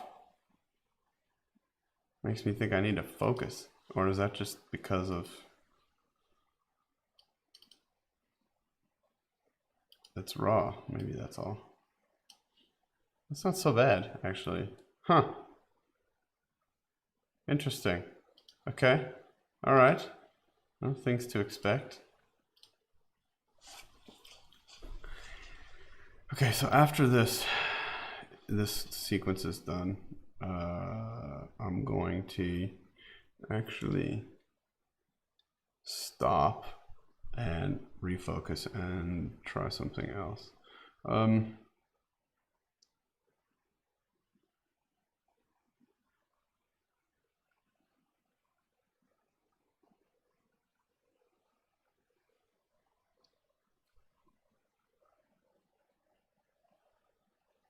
Okay, so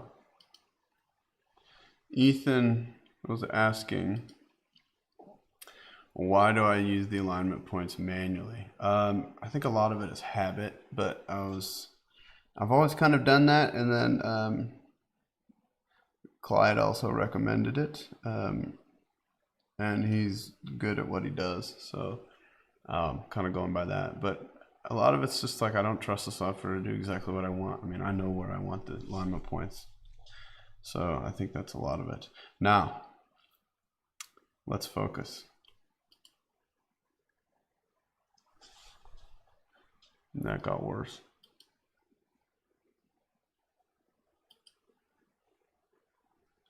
It also got worse.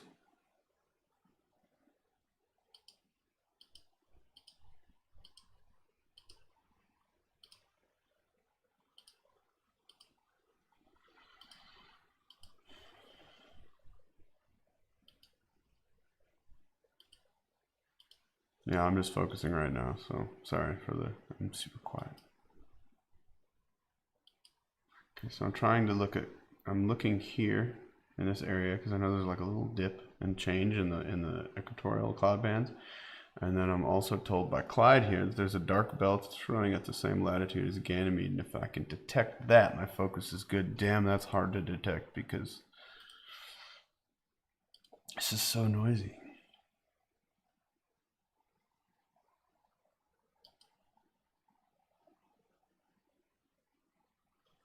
Makes me wonder if it's valuable to do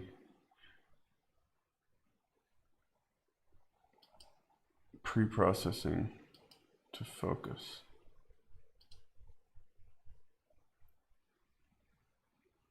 Because it might be.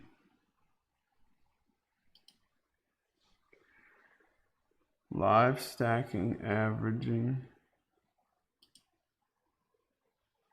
Let's try that.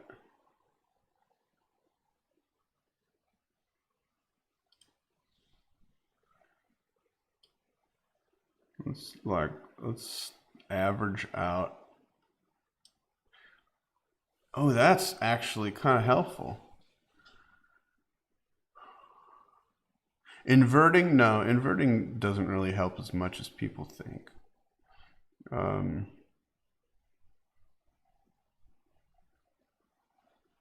Yeah, I do see this dark band in there. Okay, so I'm now doing something.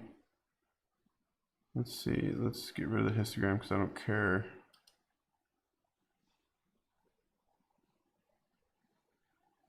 Interesting. Well, I see a moon over there. I could use that as well. But let's use this for now. Okay. So this is a live stack of, so it's every 5 frames, it's stacking them live. So I just changed the focus, so you need to wait for the next stack to see if it's worse. It's hard to tell. Let's try again. Also, this is 200% zoom, so, oh, that's a little better maybe. I don't know, geez. The resolution is so low.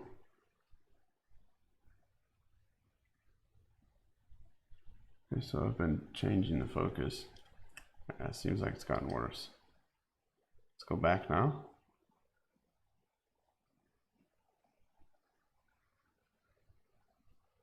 And then let's go back again. This live stacking stuff is cool.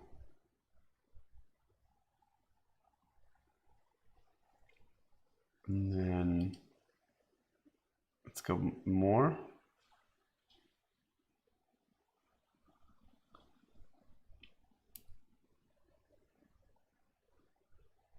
I'm at 100 millisecond FPS. It's fine.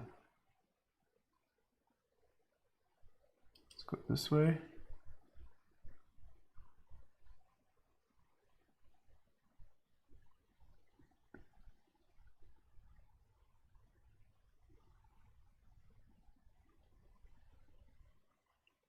Is it better? Is it worse? I think it's getting worse.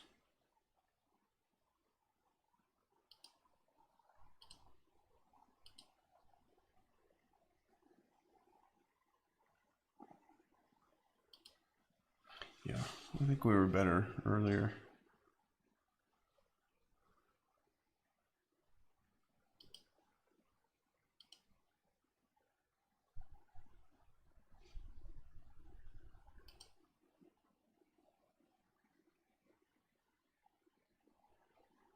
Ooh, that got worse.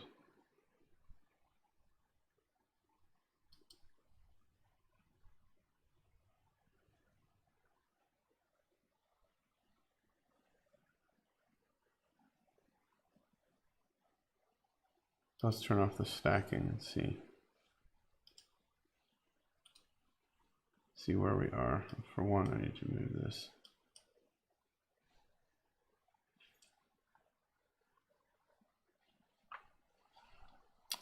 Two. Where did I lose the moon? I think I did. Damn it, I'm having some lag on my local network today. This is stupid. How annoying. Anyway.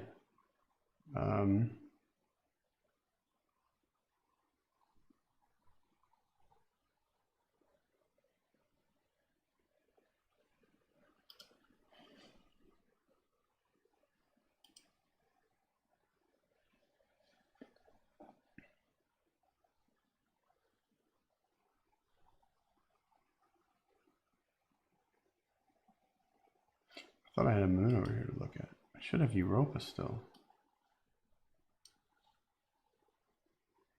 Let's try that. Let's try focusing on Europa.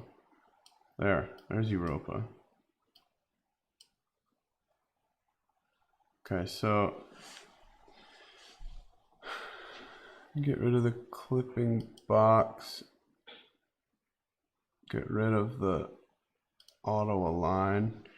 I'm going to focus on Europa. It's actually warm now. Good. Okay, so this is when things get super boring. So I won't be mad at you if you leave. I can't believe there's still like 14 people watching. I would have left. This is getting boring. So this is Europa right here. I'm focusing on that. I'll use a moon.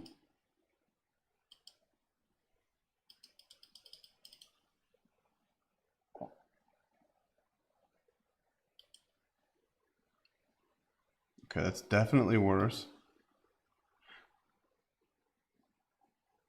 Why in the hell am I getting network lag? This is weird. I'm gonna have to use cables from now on. It's pissing me off.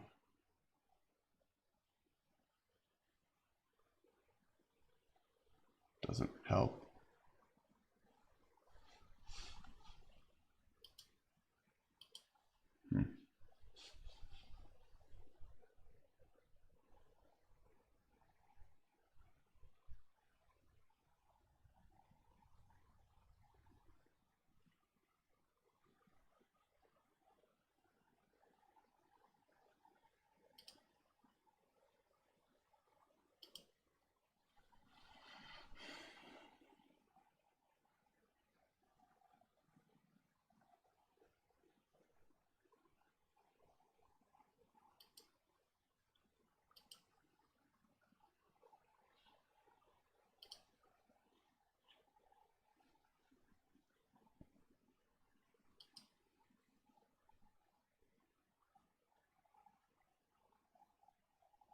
Well, that's better. 756.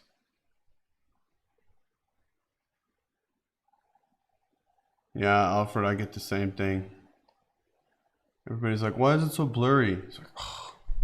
I'll show you my processed images if you want that.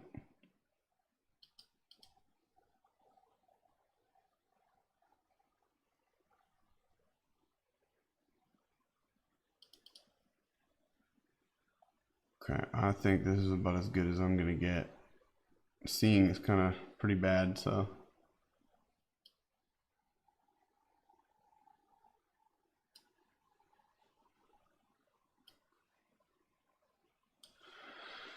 So we're gonna use this. We're gonna put Jupiter back front and center. And put it in the middle. Okay, it's centered now. We're aligning. Got the clipping box. We're gonna roll with this. And we're gonna shoot again, because why not?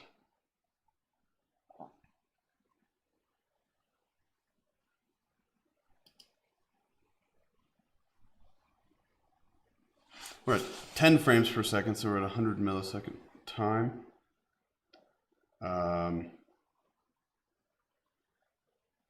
With a gain of 400. Interesting.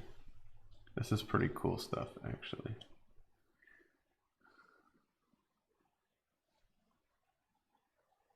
Huh. Never thought this would be so interesting. Aha, we did drop some people. That'll do it. This makes me think we should go over and shoot Saturn as well. Yeah, I think so. Just because I want to know. I want to know what Saturn looks like. It's 5 o'clock in the morning. It's going to start getting light. I think this still means we can shoot narrowband though.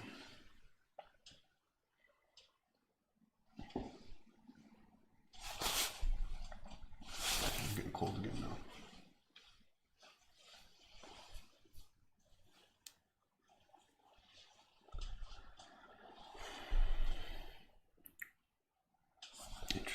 This is so cool.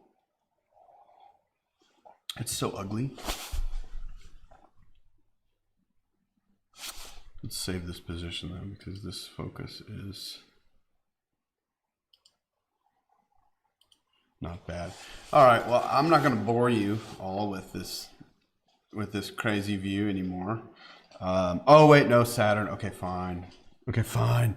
Let me shoot a few of these on Jupiter, and then I will move over to Saturn, because I know Saturn looks cool. Saturn looks really cool in methane.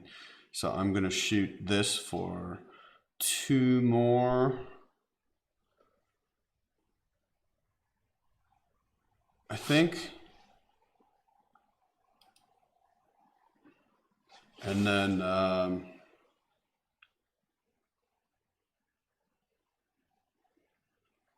yeah, because I'll derotate these. So I'll shoot 4 of this, and then I'll actually derotate so that we can try and get a little more detail out of the deal. Because these files are not big. These are very small.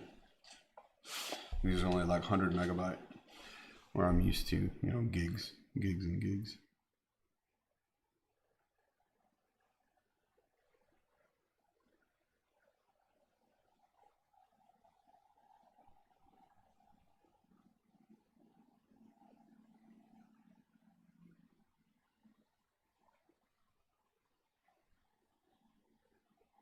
A friend of mine just, I'm gonna shout out here. Watch this.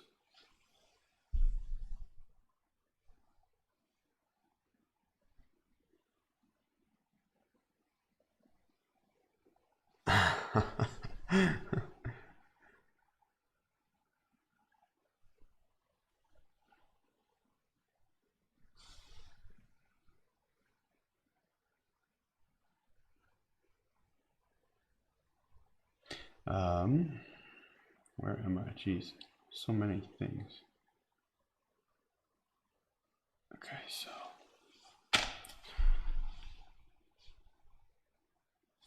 this is gonna be interesting. I'm stoked to see Saturn now. Definitely gonna do Saturn.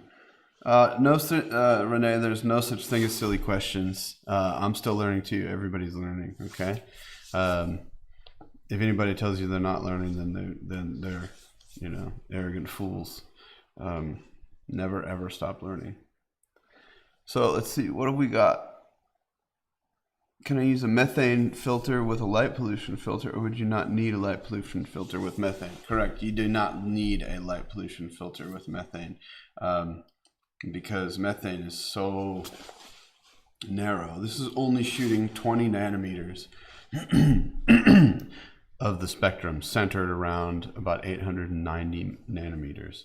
So there's an 890 nanometer point in the visual, or not the visual, in the frequency spectrum, and about 10 nanometers on either side of that is what's showing here. So it's like, if you point this at a street light or a normal like house light, it's going to be like nothing. You won't see anything. Very, very narrow. So light pollution filter. Plus, you don't need light pollution filters for planetary anyway. There's no need, no point. So yeah, there's really no need to do that with planetary in general. Everything's bright enough that you don't have to worry about it. So yeah, this is methane. This is super invisible. And the thing about methane that I do know is that the stuff we're seeing on Jupiter, the brighter it is, the higher it is. So the brighter it is, the more altitude we've actually got. I wonder how bad. That's actually kind of cool. So the bright methane spots that we see here are actually literally higher in altitude than the darker spots. So we're seeing, you know, bright high altitude stuff, bright high altitude clouds on Jupiter, which is red. It's like, it's interesting because it's like we're not seeing color difference, we're seeing altitude difference with frequency, light frequency. I'm curious how that works. If that's just because, well, the methane is going to be the highest thing in the atmosphere, so that's what we see. Okay, so I'm going to do one more capture of this, and then I'm going to move to Saturn in methane. It's going to be rad. Yeah, so I guess that's, I need to read up more, and I want a scientist to weigh in on this and tell me, because I'm lazy and don't want to read up, and I think it'd be interesting for people to hear from, you know, real scientists. But yeah, the methane stuff is on, at least on Jupiter, it's higher altitude, so that's pretty cool.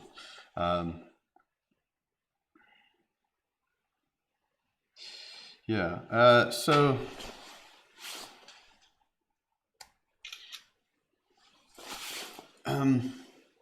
the rest with methane, it's replaced luminance in my filter wheel. I don't use luminance anymore. I haven't for a while, so you know, definitely using that.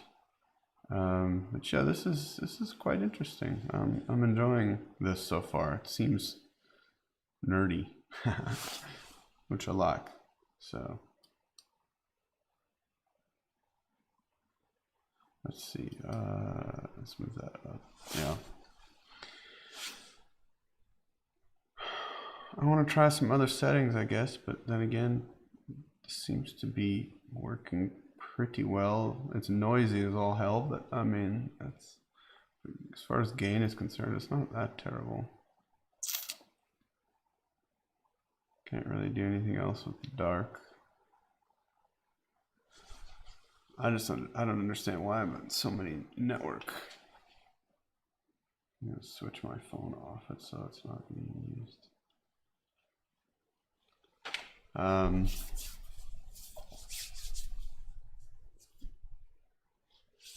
Whoa, what in the hell?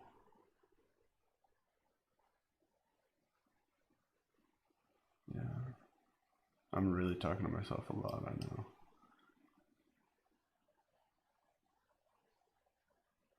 Oops.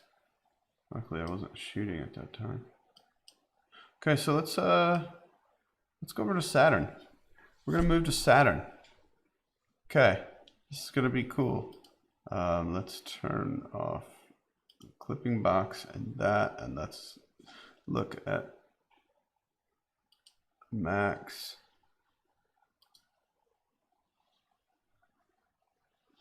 Okay, so first off, oops, I'm actually gonna sync. I'm gonna sync the alignment to Jupiter because it's perfectly centered. I'm gonna restart this. Okay, so that's where Saturn needs to be in my targeting.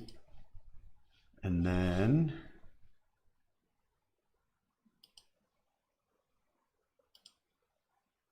oh no, I know. Oh, here. So let's zoom this out to where in the heck?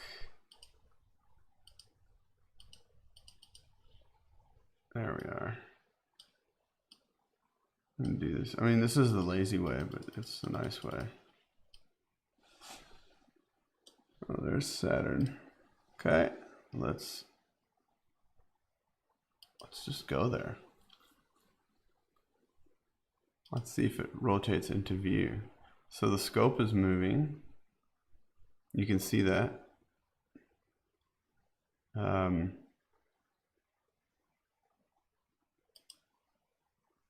It's supposed to be on it, but it's obviously not.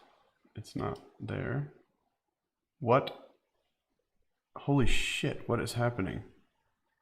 Stop. Is the GPS? Oh, what is going on? That was really wrong. Okay, we're gonna do this the manual way, I guess.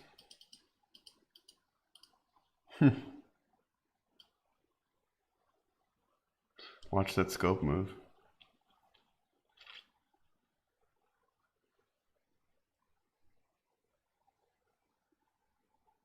You can see the telescope move, and we're going to see it come into view soonish. I can't believe what is. I've got to figure out why that's happening. Let's go to this so you can see what's going on.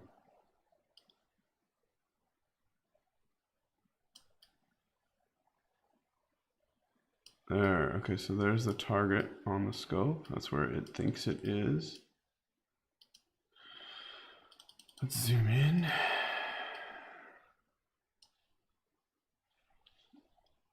Slow it down. Oops. Go the other way. Goodness.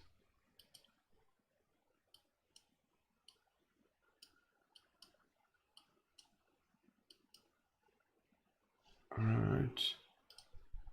Okay, there's Saturn. That's good enough. I'm gonna put that in the middle.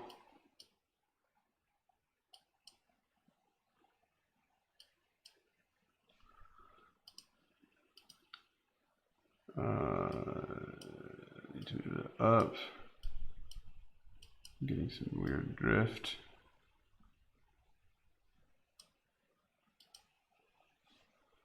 Let's look at our histogram. I bet we've got Saturn. You ready? Are you ready? I'm ready.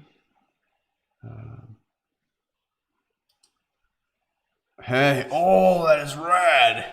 Holy shiz. Okay. This show's not made for kids, but yeah. Wow, that's cool. It's like neon friggin' Saturn. What? No way. Oh, that is wicked cool. Wow, man. Oh. Okay. Very, very cool stuff. Okay, now let's just look at this because it's neat. Oh.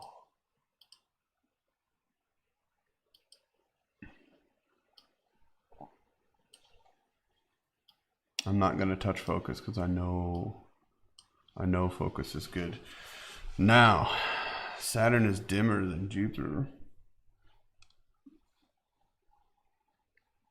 I'm gonna shoot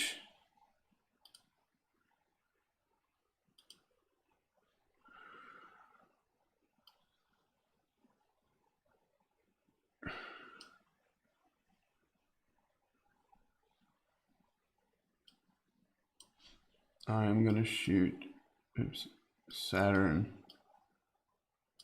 at the same frame rate as Jupiter for now, and then adjust because I don't want to do another dark frame. It's a pain. Okay, we're at 400 and 100. Saturn.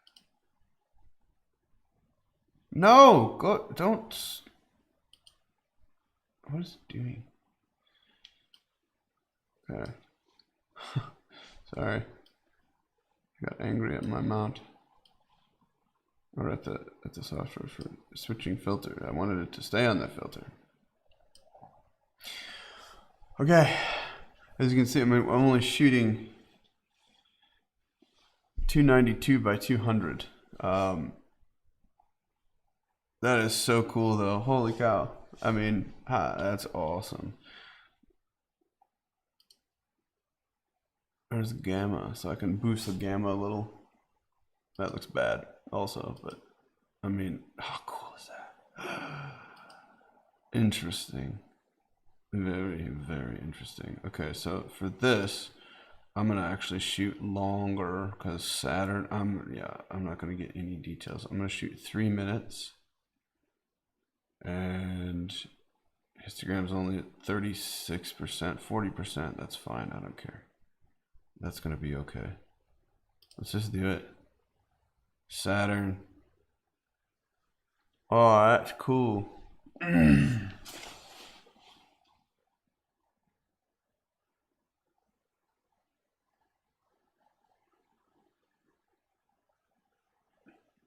That's awesome.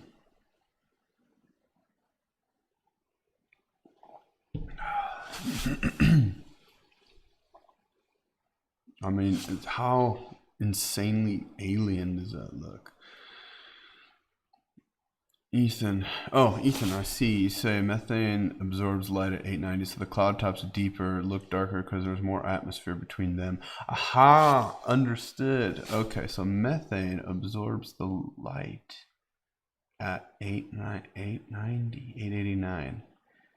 So the cloud top's deeper. Huh. So it's very specialized. That totally makes sense why this is all sciencey then. That's cool. Thank you, Ethan, for the explanation. Definitely doing a screenshot because that's crazy. Crazy insane to do a couple because some of these are going to be good and some of these are going to be bad. Yeah. Very, very cool.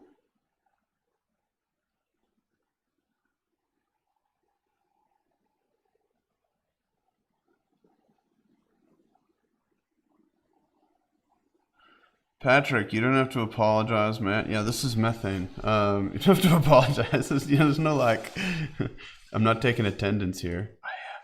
I've already written down all your names. What time is it UTC for you guys? It's the same. It's 3:15 UTC on June 26th. Currently 5:15 a.m. for me. I've been up since, what time did I wake up? Just before 2. It's gonna be a long day. Maybe I'll take a nap. Yeah. And I suppose, so the rings are bright in methane because there's no atmosphere on the rings. I guess. To absorb the light and stuff. Yeah. Patrick, you're -4 UTC. Very cool. I'm +2. Okay. Wow, that's pretty cool. So we're going to take a few of these on Saturn, and then I'm going to actually adjust the I'm going to adjust the exposure because I do want a little more because it's not bright enough.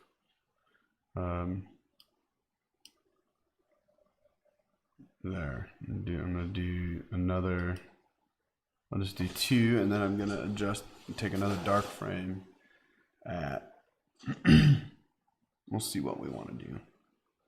Maybe we can use the same. Interesting. Okay, so Alfred says water ice is very reflective over the broad range of the frequency, so that would explain why it's bright in methane. Why did it all of a sudden just get brighter? I wonder if that's a camera thing. I wonder if it's acting strange. Is 100 millisecond actually 100 milliseconds? Hope so.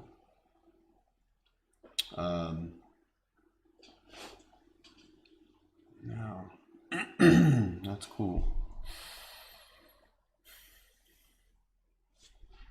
Very, very cool. This is interesting.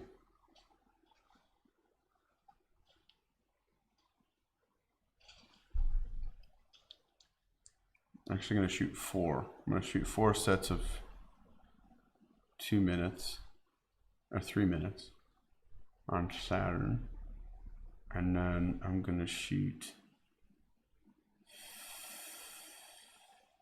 yeah, then I'll adjust the exposure and shoot 4 sets of 3 minutes with a little higher exposure. Oh yeah, that crescent moon was beautiful tonight. It was quite nice. I did enjoy that. Oh, the methane would be inside and not the rings, but that's why. Oh, so then what? The rings are bright because there's no absorption. That's why. It's not that the methane is. It's bright. It's bright in the methane band, but that's because there's no methane absorption in the rings. Okay, so the reason the rings are bright in the methane filter is because there's no or very little or none, right, probably methane in the ring system of Saturn to absorb the light. And that's why the planet body is dark, because there's a lot of methane in Saturn. It stinks. Yes. Okay.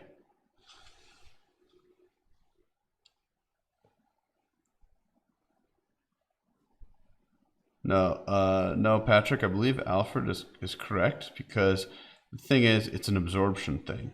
So if there's a lot of methane, yeah, it absorbs the light.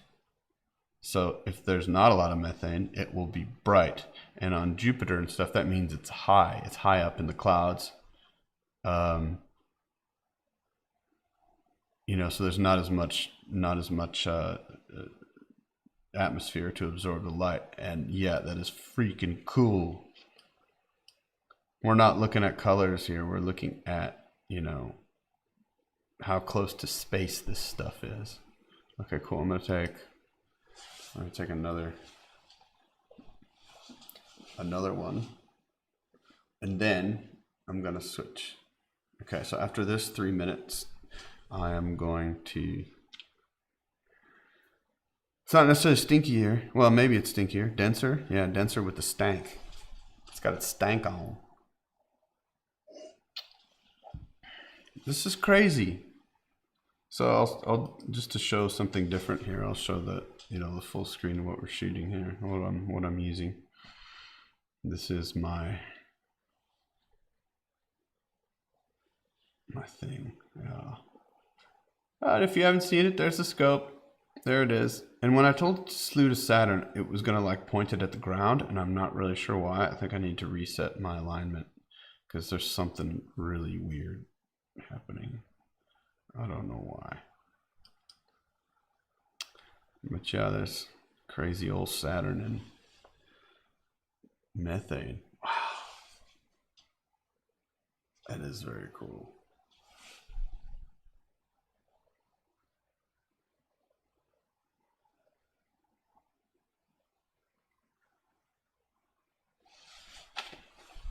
Very, very cool stuff. This is a new journey for me. I really like this. So, Uranus is so bland in the Voyager pictures. The cloud structure is too deep in. Therefore, Uranus is actually going to be super dark, most likely. Yeah, so this is the full screen computer view that you've got on. So this is everything that's on my computer right now. Is this, yeah, I can turn this targeting off. Save the USB traffic a little. I mean, this is only shooting 10 frames a second here.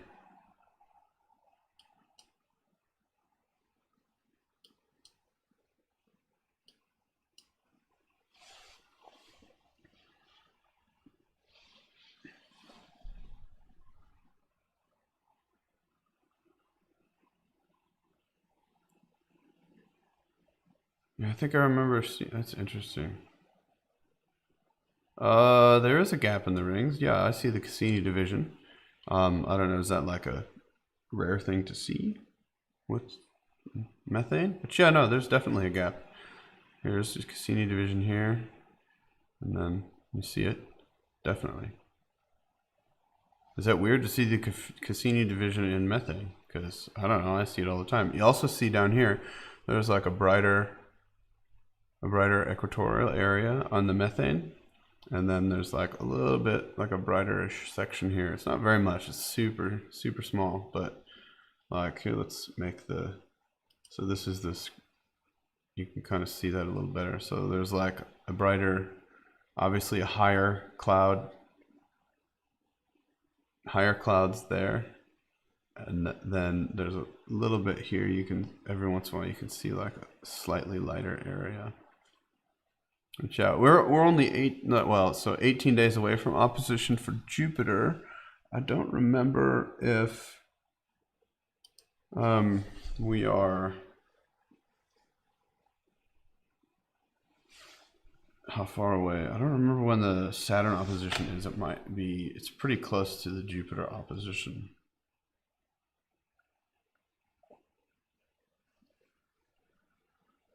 Yeah, definitely. This will definitely process much better. I would say we should see the gap after processing, most likely. I don't understand why we wouldn't, based on what I've seen.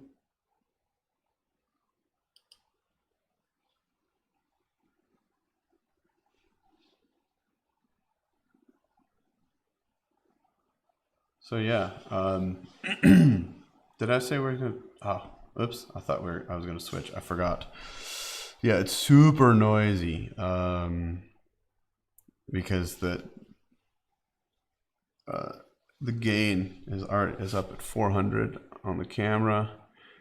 Exposure is 100 milliseconds. I'm gonna switch the exposure to 150 and see what it looks like. And then I'm gonna have to, once I find an exposure I like, I'm gonna have to take another dark frame, which is gonna be a pain, but that's just, you know, the way it works. That's how it works. Let's see. You guys, we've been doing this, how long is this? Almost 2.5 hours now. I can't believe people are still watching. Okay, so Saturn opposition is on the 20th.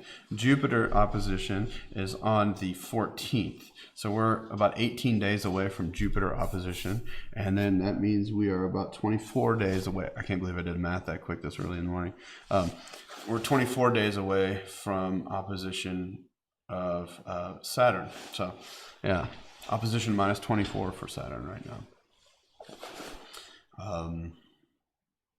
24 days. Yeah, I definitely need to boost this, but this is such a cool view. Very, very cool. I don't know, I think this is rad. Yeah, so that's why I'm shooting a lot, so I can like, this will be my 4th capture, I think, of Saturn. So I'll be able to shoot this a whole bunch, and then I'll shoot at a higher gain to see what that does, and then I'll have more exposures to use, and then I can derotate them in WinGPOS. So yeah. Oh, I should play with this while I'm waiting. So I've got another camera. Let's set this up just for funs, because this is like, why not? Okay, watch this. Are you ready? Wait for it. Where is that? Okay. And then we're going to change the ISO.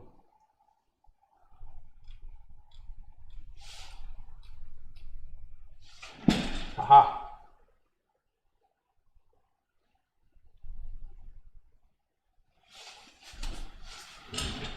I've got 2 views at the same time. Whoa.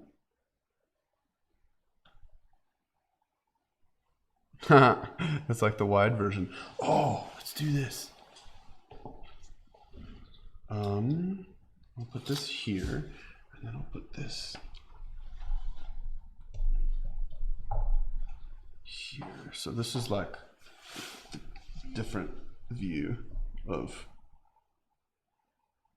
what are we even looking at? Oh yeah, that's kind of interesting. It's like my little cave here, right? And then if I put this here, oh, that's kind of cool.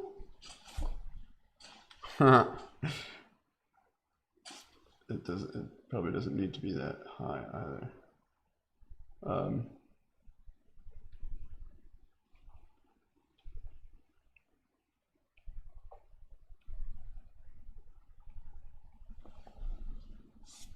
Yeah. Okay, so how's my focus on that? Doubles. I got room on the screen, so you know, why not?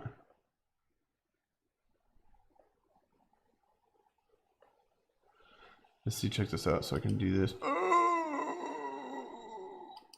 There we go. Never mind this cardboard. This is to block the sun in the morning. It's terrible. There's actually 3 now.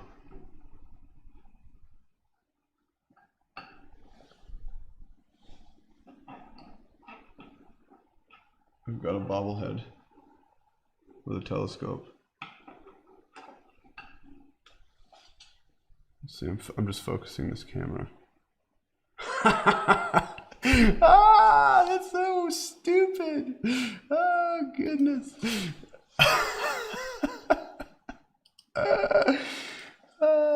It's not red light, actually. It's just warm light. That's all.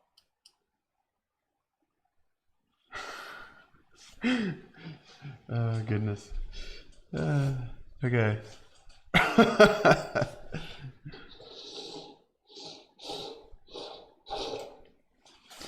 So this is my imaging computer over, this is my imaging screen here, and then this is the live stream screen there, and then this is my coffee cup.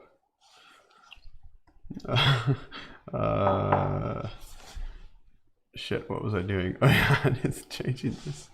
I actually have to do something now, and I'm just screwing around. This is just being stupid. Okay. It didn't actually make me change the dark frame. I wonder if that means I can use, I wonder if the dark frame goes by gain and not exposure so much. Why not? I'll just keep using it. It's not going to harm anything. Seeing seems like it just took a dive. And I'm getting like less and less.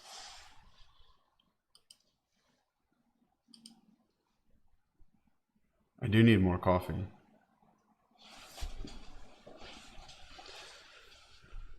Yeah, this has all been a secret. You think I'm outside? I'm inside.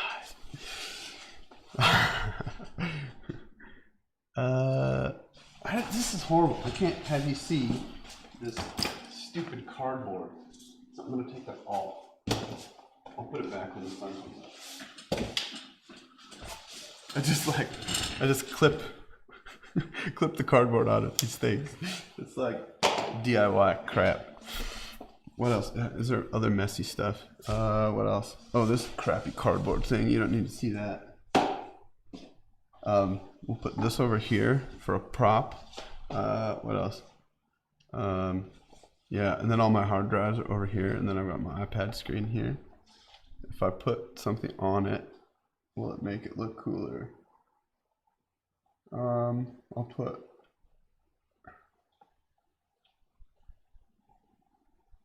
we'll do real time.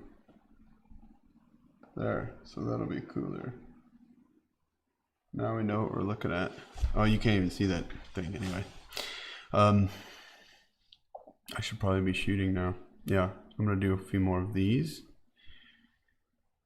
I'm actually gonna have the automatic thingy do it, because I'm not gonna touch focus. This is just crazy, crazy, crazy. We're gonna do 4 at 180. Yeah, let's just do it. What else do you guys want to know? I mean, I'm just like kind of doing my thing here. I don't have much more to tell you. I'm not gonna go make more coffee, but I do want to know why my freaking network latency is so poor at the moment, because it's annoying. But okay, so the histogram, by bumping up to 150 milliseconds exposure, I'm only getting 6.6 frames per second, but my histogram popped up to 50% basically. Yo, cheers Ernie, thanks for popping in. What did I miss? What did I miss?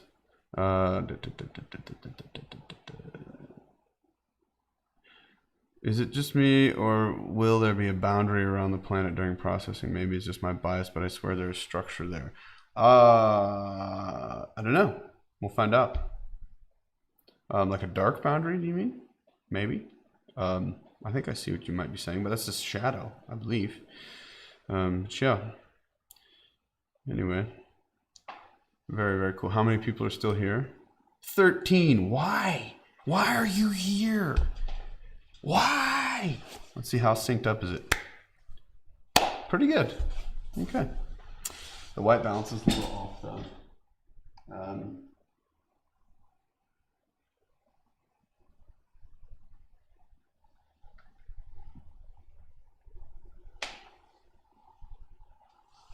Where's the... Is that more? Whoa.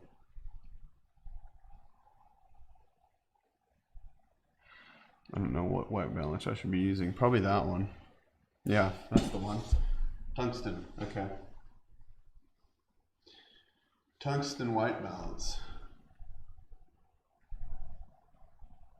60. Oh, there we go. You all have nothing else to do. That's why you're still here. Because it's cloudy. Oh, and you're out by your scope. So this is like, this is like literally a star party because you're by your scope. I'm in my warm room with the observatory thing. What else? You know, like, okay, so what happens when we do, so there's the scope that was misbehaving. And then, ooh, let's,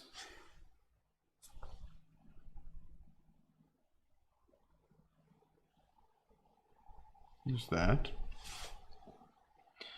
But then, see, then I switch to that. Ooh. Whew. Whew. Sure.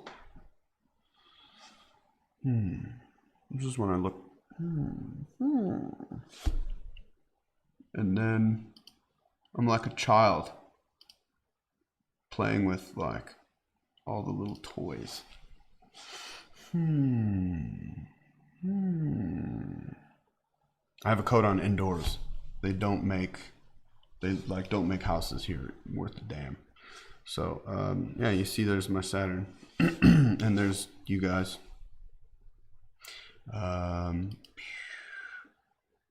There. Okay.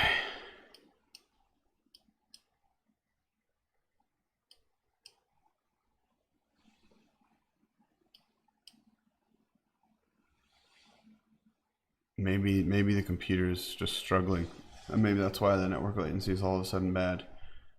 Because if the computer is struggling, that would make sense. It would. Okay. This is so funny. Oh god, there's freaking two of me now.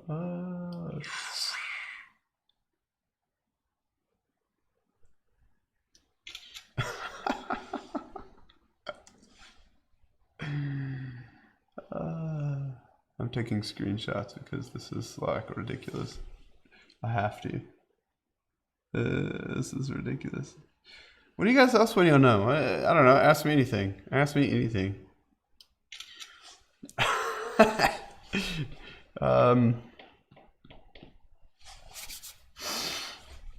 Let's see. So I've got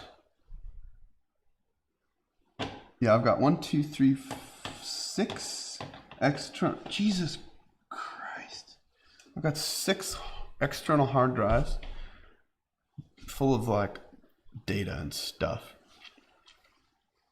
So you're uploading 5. Oh, cool! 5 images to Astrobin, Ethan. Sweet, awesome. If you feel like it, post the link in the comments so people can go check them out.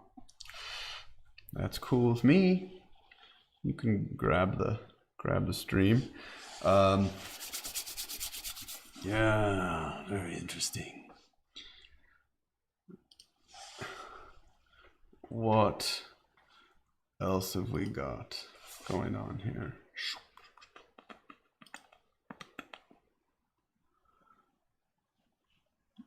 This is pretty crazy.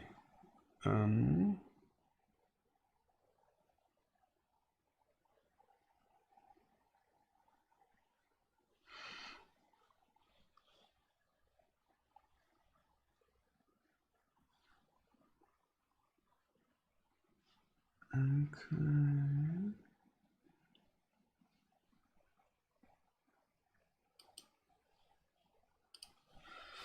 Okay, so, oh, that's already running. Where are we with this? How many have we done? We've done 2. We're on our 3rd.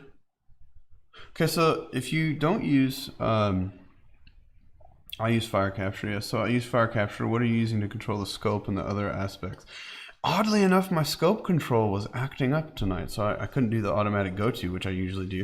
It was the GPS was being weird, which is strange. So for scope control, I use something called CPWI, which is this.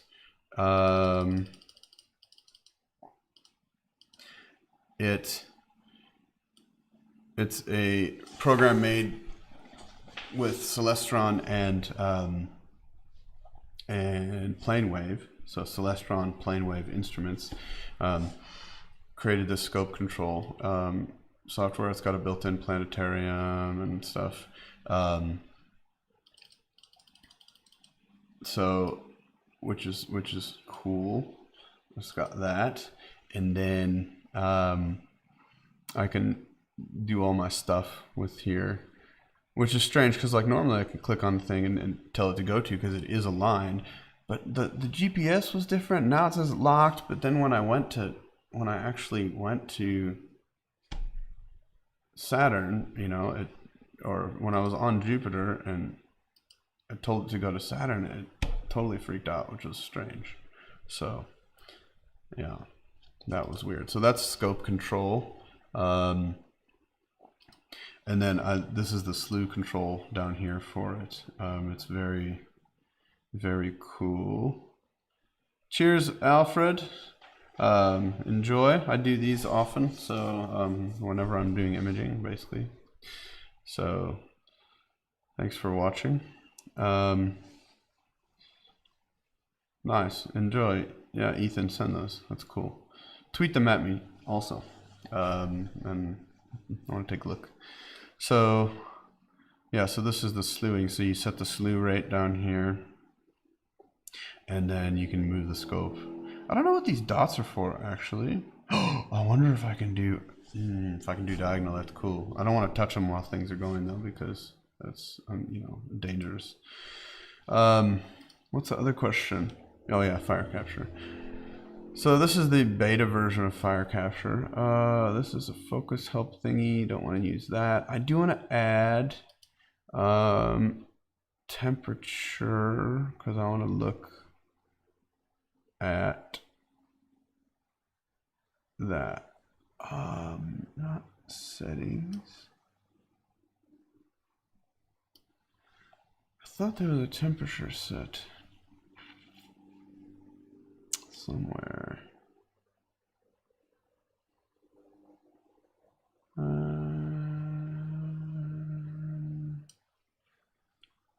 Okay, it's not in there. I do need to move this up though. Okay.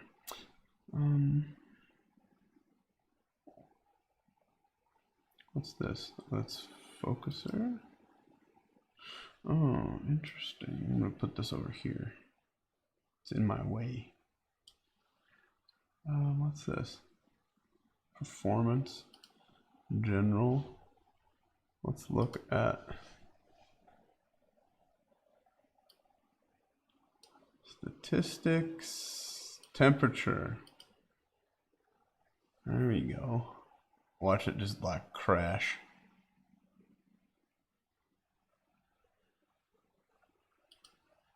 Oh, there we go. Oh yeah, more graphs. Yep. Definitely need the graphs. Gotta have the graphs. Oh, definitely. Where has that been all my life? That's the layout. I wish I could move these. I want to move those. Vertical. Oh no, that's that guy. I can't move them. Oh, that's lame. I want to move them. Oh well. Okay, so this is the last one of that. I also heard a rumor that Mars is in a good spot. So I'm thinking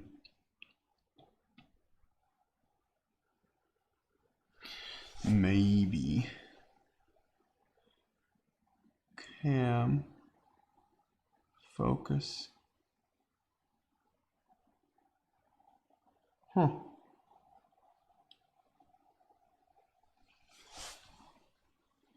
Well, I don't know how this temperature works. Display in C, yes.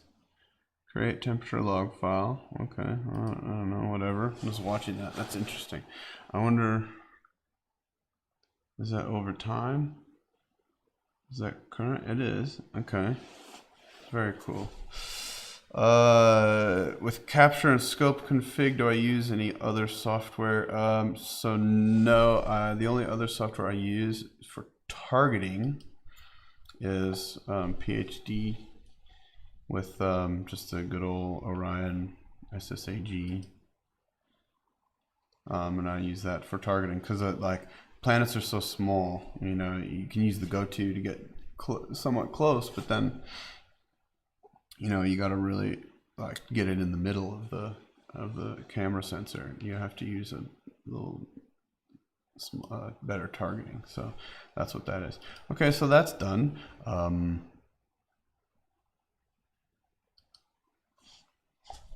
We got Saturn methane. I think we should go check out Mars. You know, I don't think people do methane on Mars. Maybe do IR also. Get rid of this dark frame. Let's keep the dark. Yes.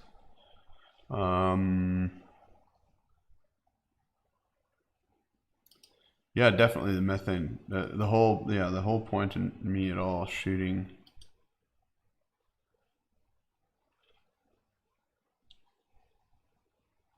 Let's see, we need to unbin.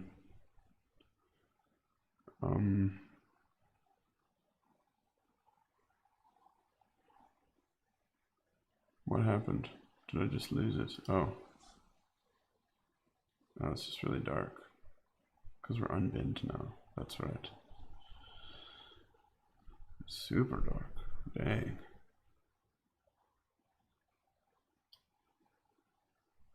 Oh, because it didn't change the filter, because I don't have filter control. That's right. Now I need to actually, I need to close that, and I need to reopen it to regain filter control, I think.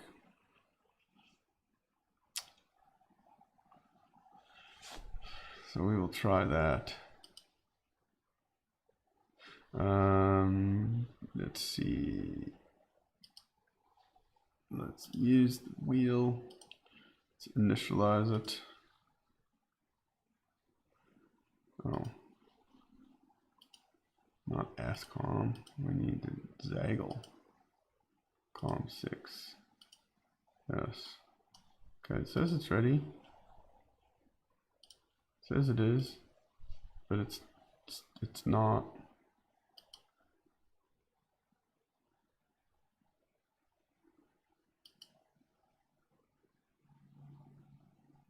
Well, I want to take control.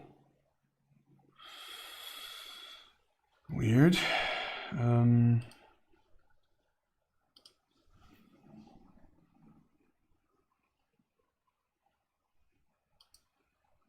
That's very strange.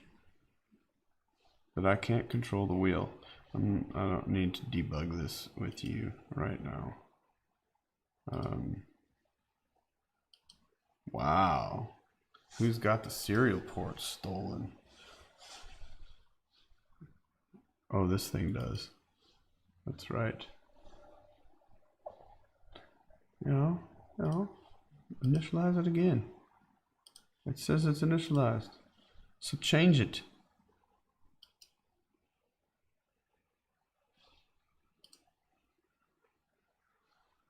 It's not changing.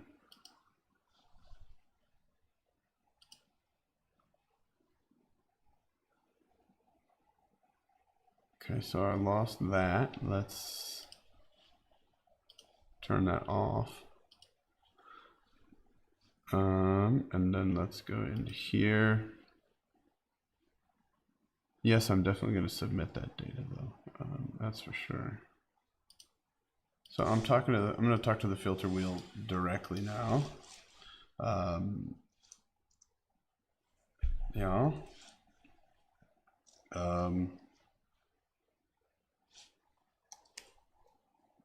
Oh. Okay.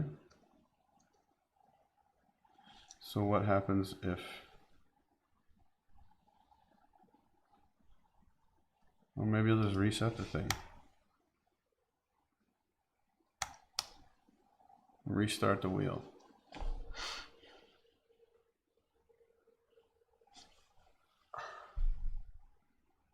Or now, okay, now we'll see it change. Okay.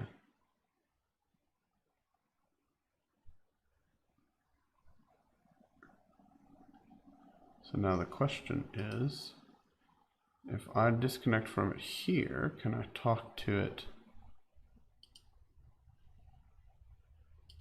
That's closed. Now let's go over here. Now it's better. Let's see if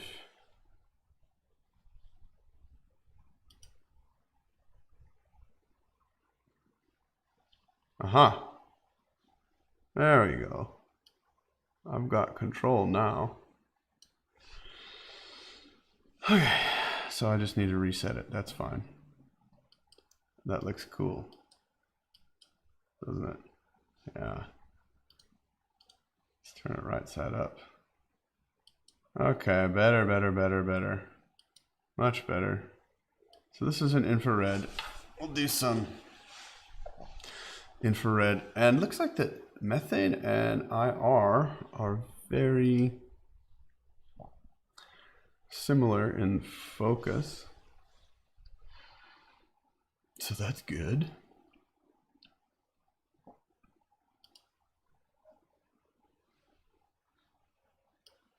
I like to put it over here. It feels better over here. Okay, so there's that. So this is infrared now. It's at a 50% histogram. We'll switch it to about between 60 and 70. There's that. Now, focus-wise, we do need to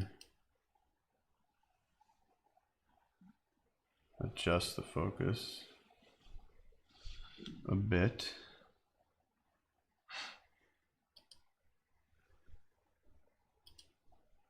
Let's see if we can dial this puppy in. Because if we can. Cheers, Mark. Thanks for stopping in. I'm talking to the people in the comments. It's fine.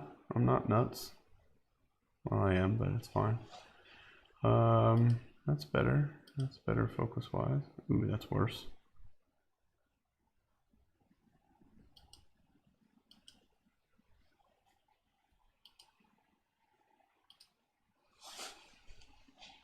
It's quite nice. Ooh, look at that Cassini division. Very good. Very good.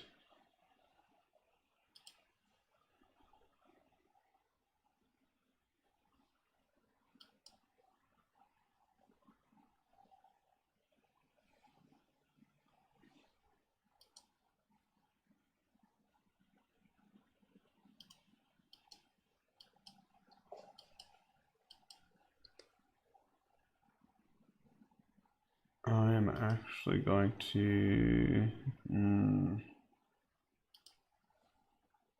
okay, I'm gonna say that's pretty good. I'm gonna do an auto run sequence of 8 at 2 minutes. 2 minutes of Saturn, whole bunch of those in infrared. But not yet, because I need to do a clipping box.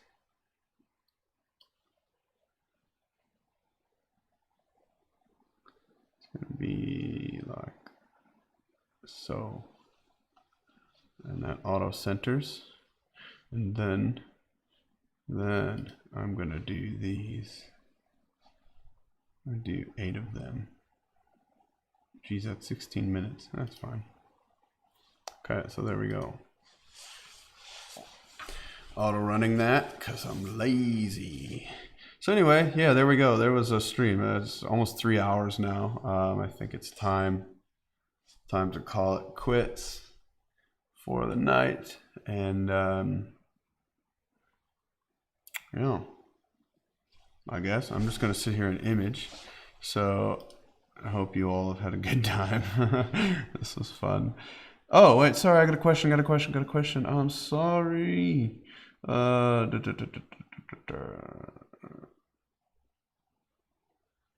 So methane is a cut filter. No, methane is a pass filter. It's not a cut filter. Methane lets only that, it's a 20 nanometer section around, centered around about 890 nanometers. So it is a methane band pass filter, not a cut. So now, question, I'll just put them on Twitter, Ethan. Question was, are there any other filters out there? A cut. Yeah, the IR filter is pass. Methane's basically just infrared as well. It's because my infrared filter is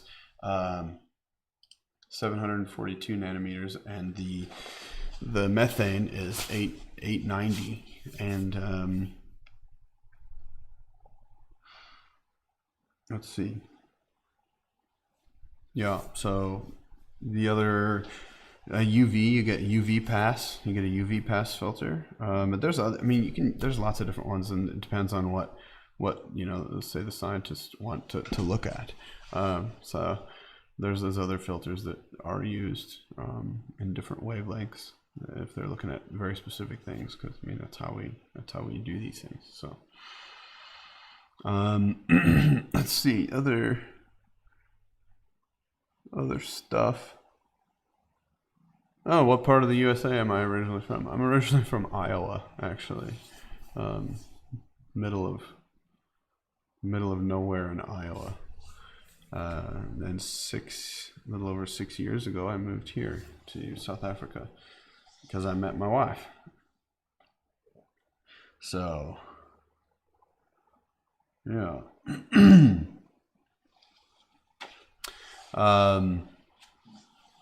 Anyway,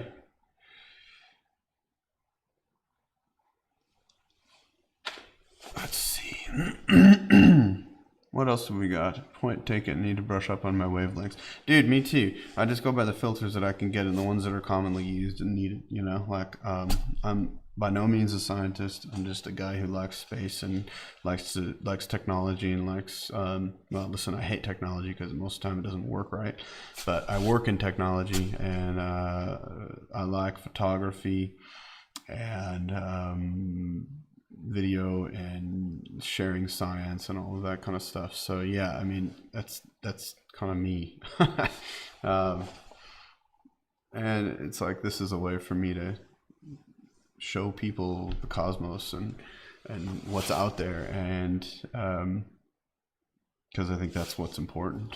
So yeah, I don't know everything about the frequencies. I'm learning all the time. My brain is kind of overflowing, actually. I don't have enough space for the stuff that I know versus the stuff that I keep learning. So it's kind of like, wow, and I wave my hands around and go, whoo, whoo, whoo, whoo. You know what I mean? Anyway, kind of weird, but anyway, so I'm going to go ahead and close up shop for tonight. Thank you very much for watching, everybody. I hope you enjoyed the show, whatever, the stream. Go back to and show you the scope. There it is in all its glory. And then me. You can't watch. So I'm watching Saturn over here. And this guy's watching you. So anyway, yeah, I'll say goodbye properly. Watch this. Goodbye. Have a good evening, everyone. Okay, I am going to go ahead and close up now and enjoy. Cheers.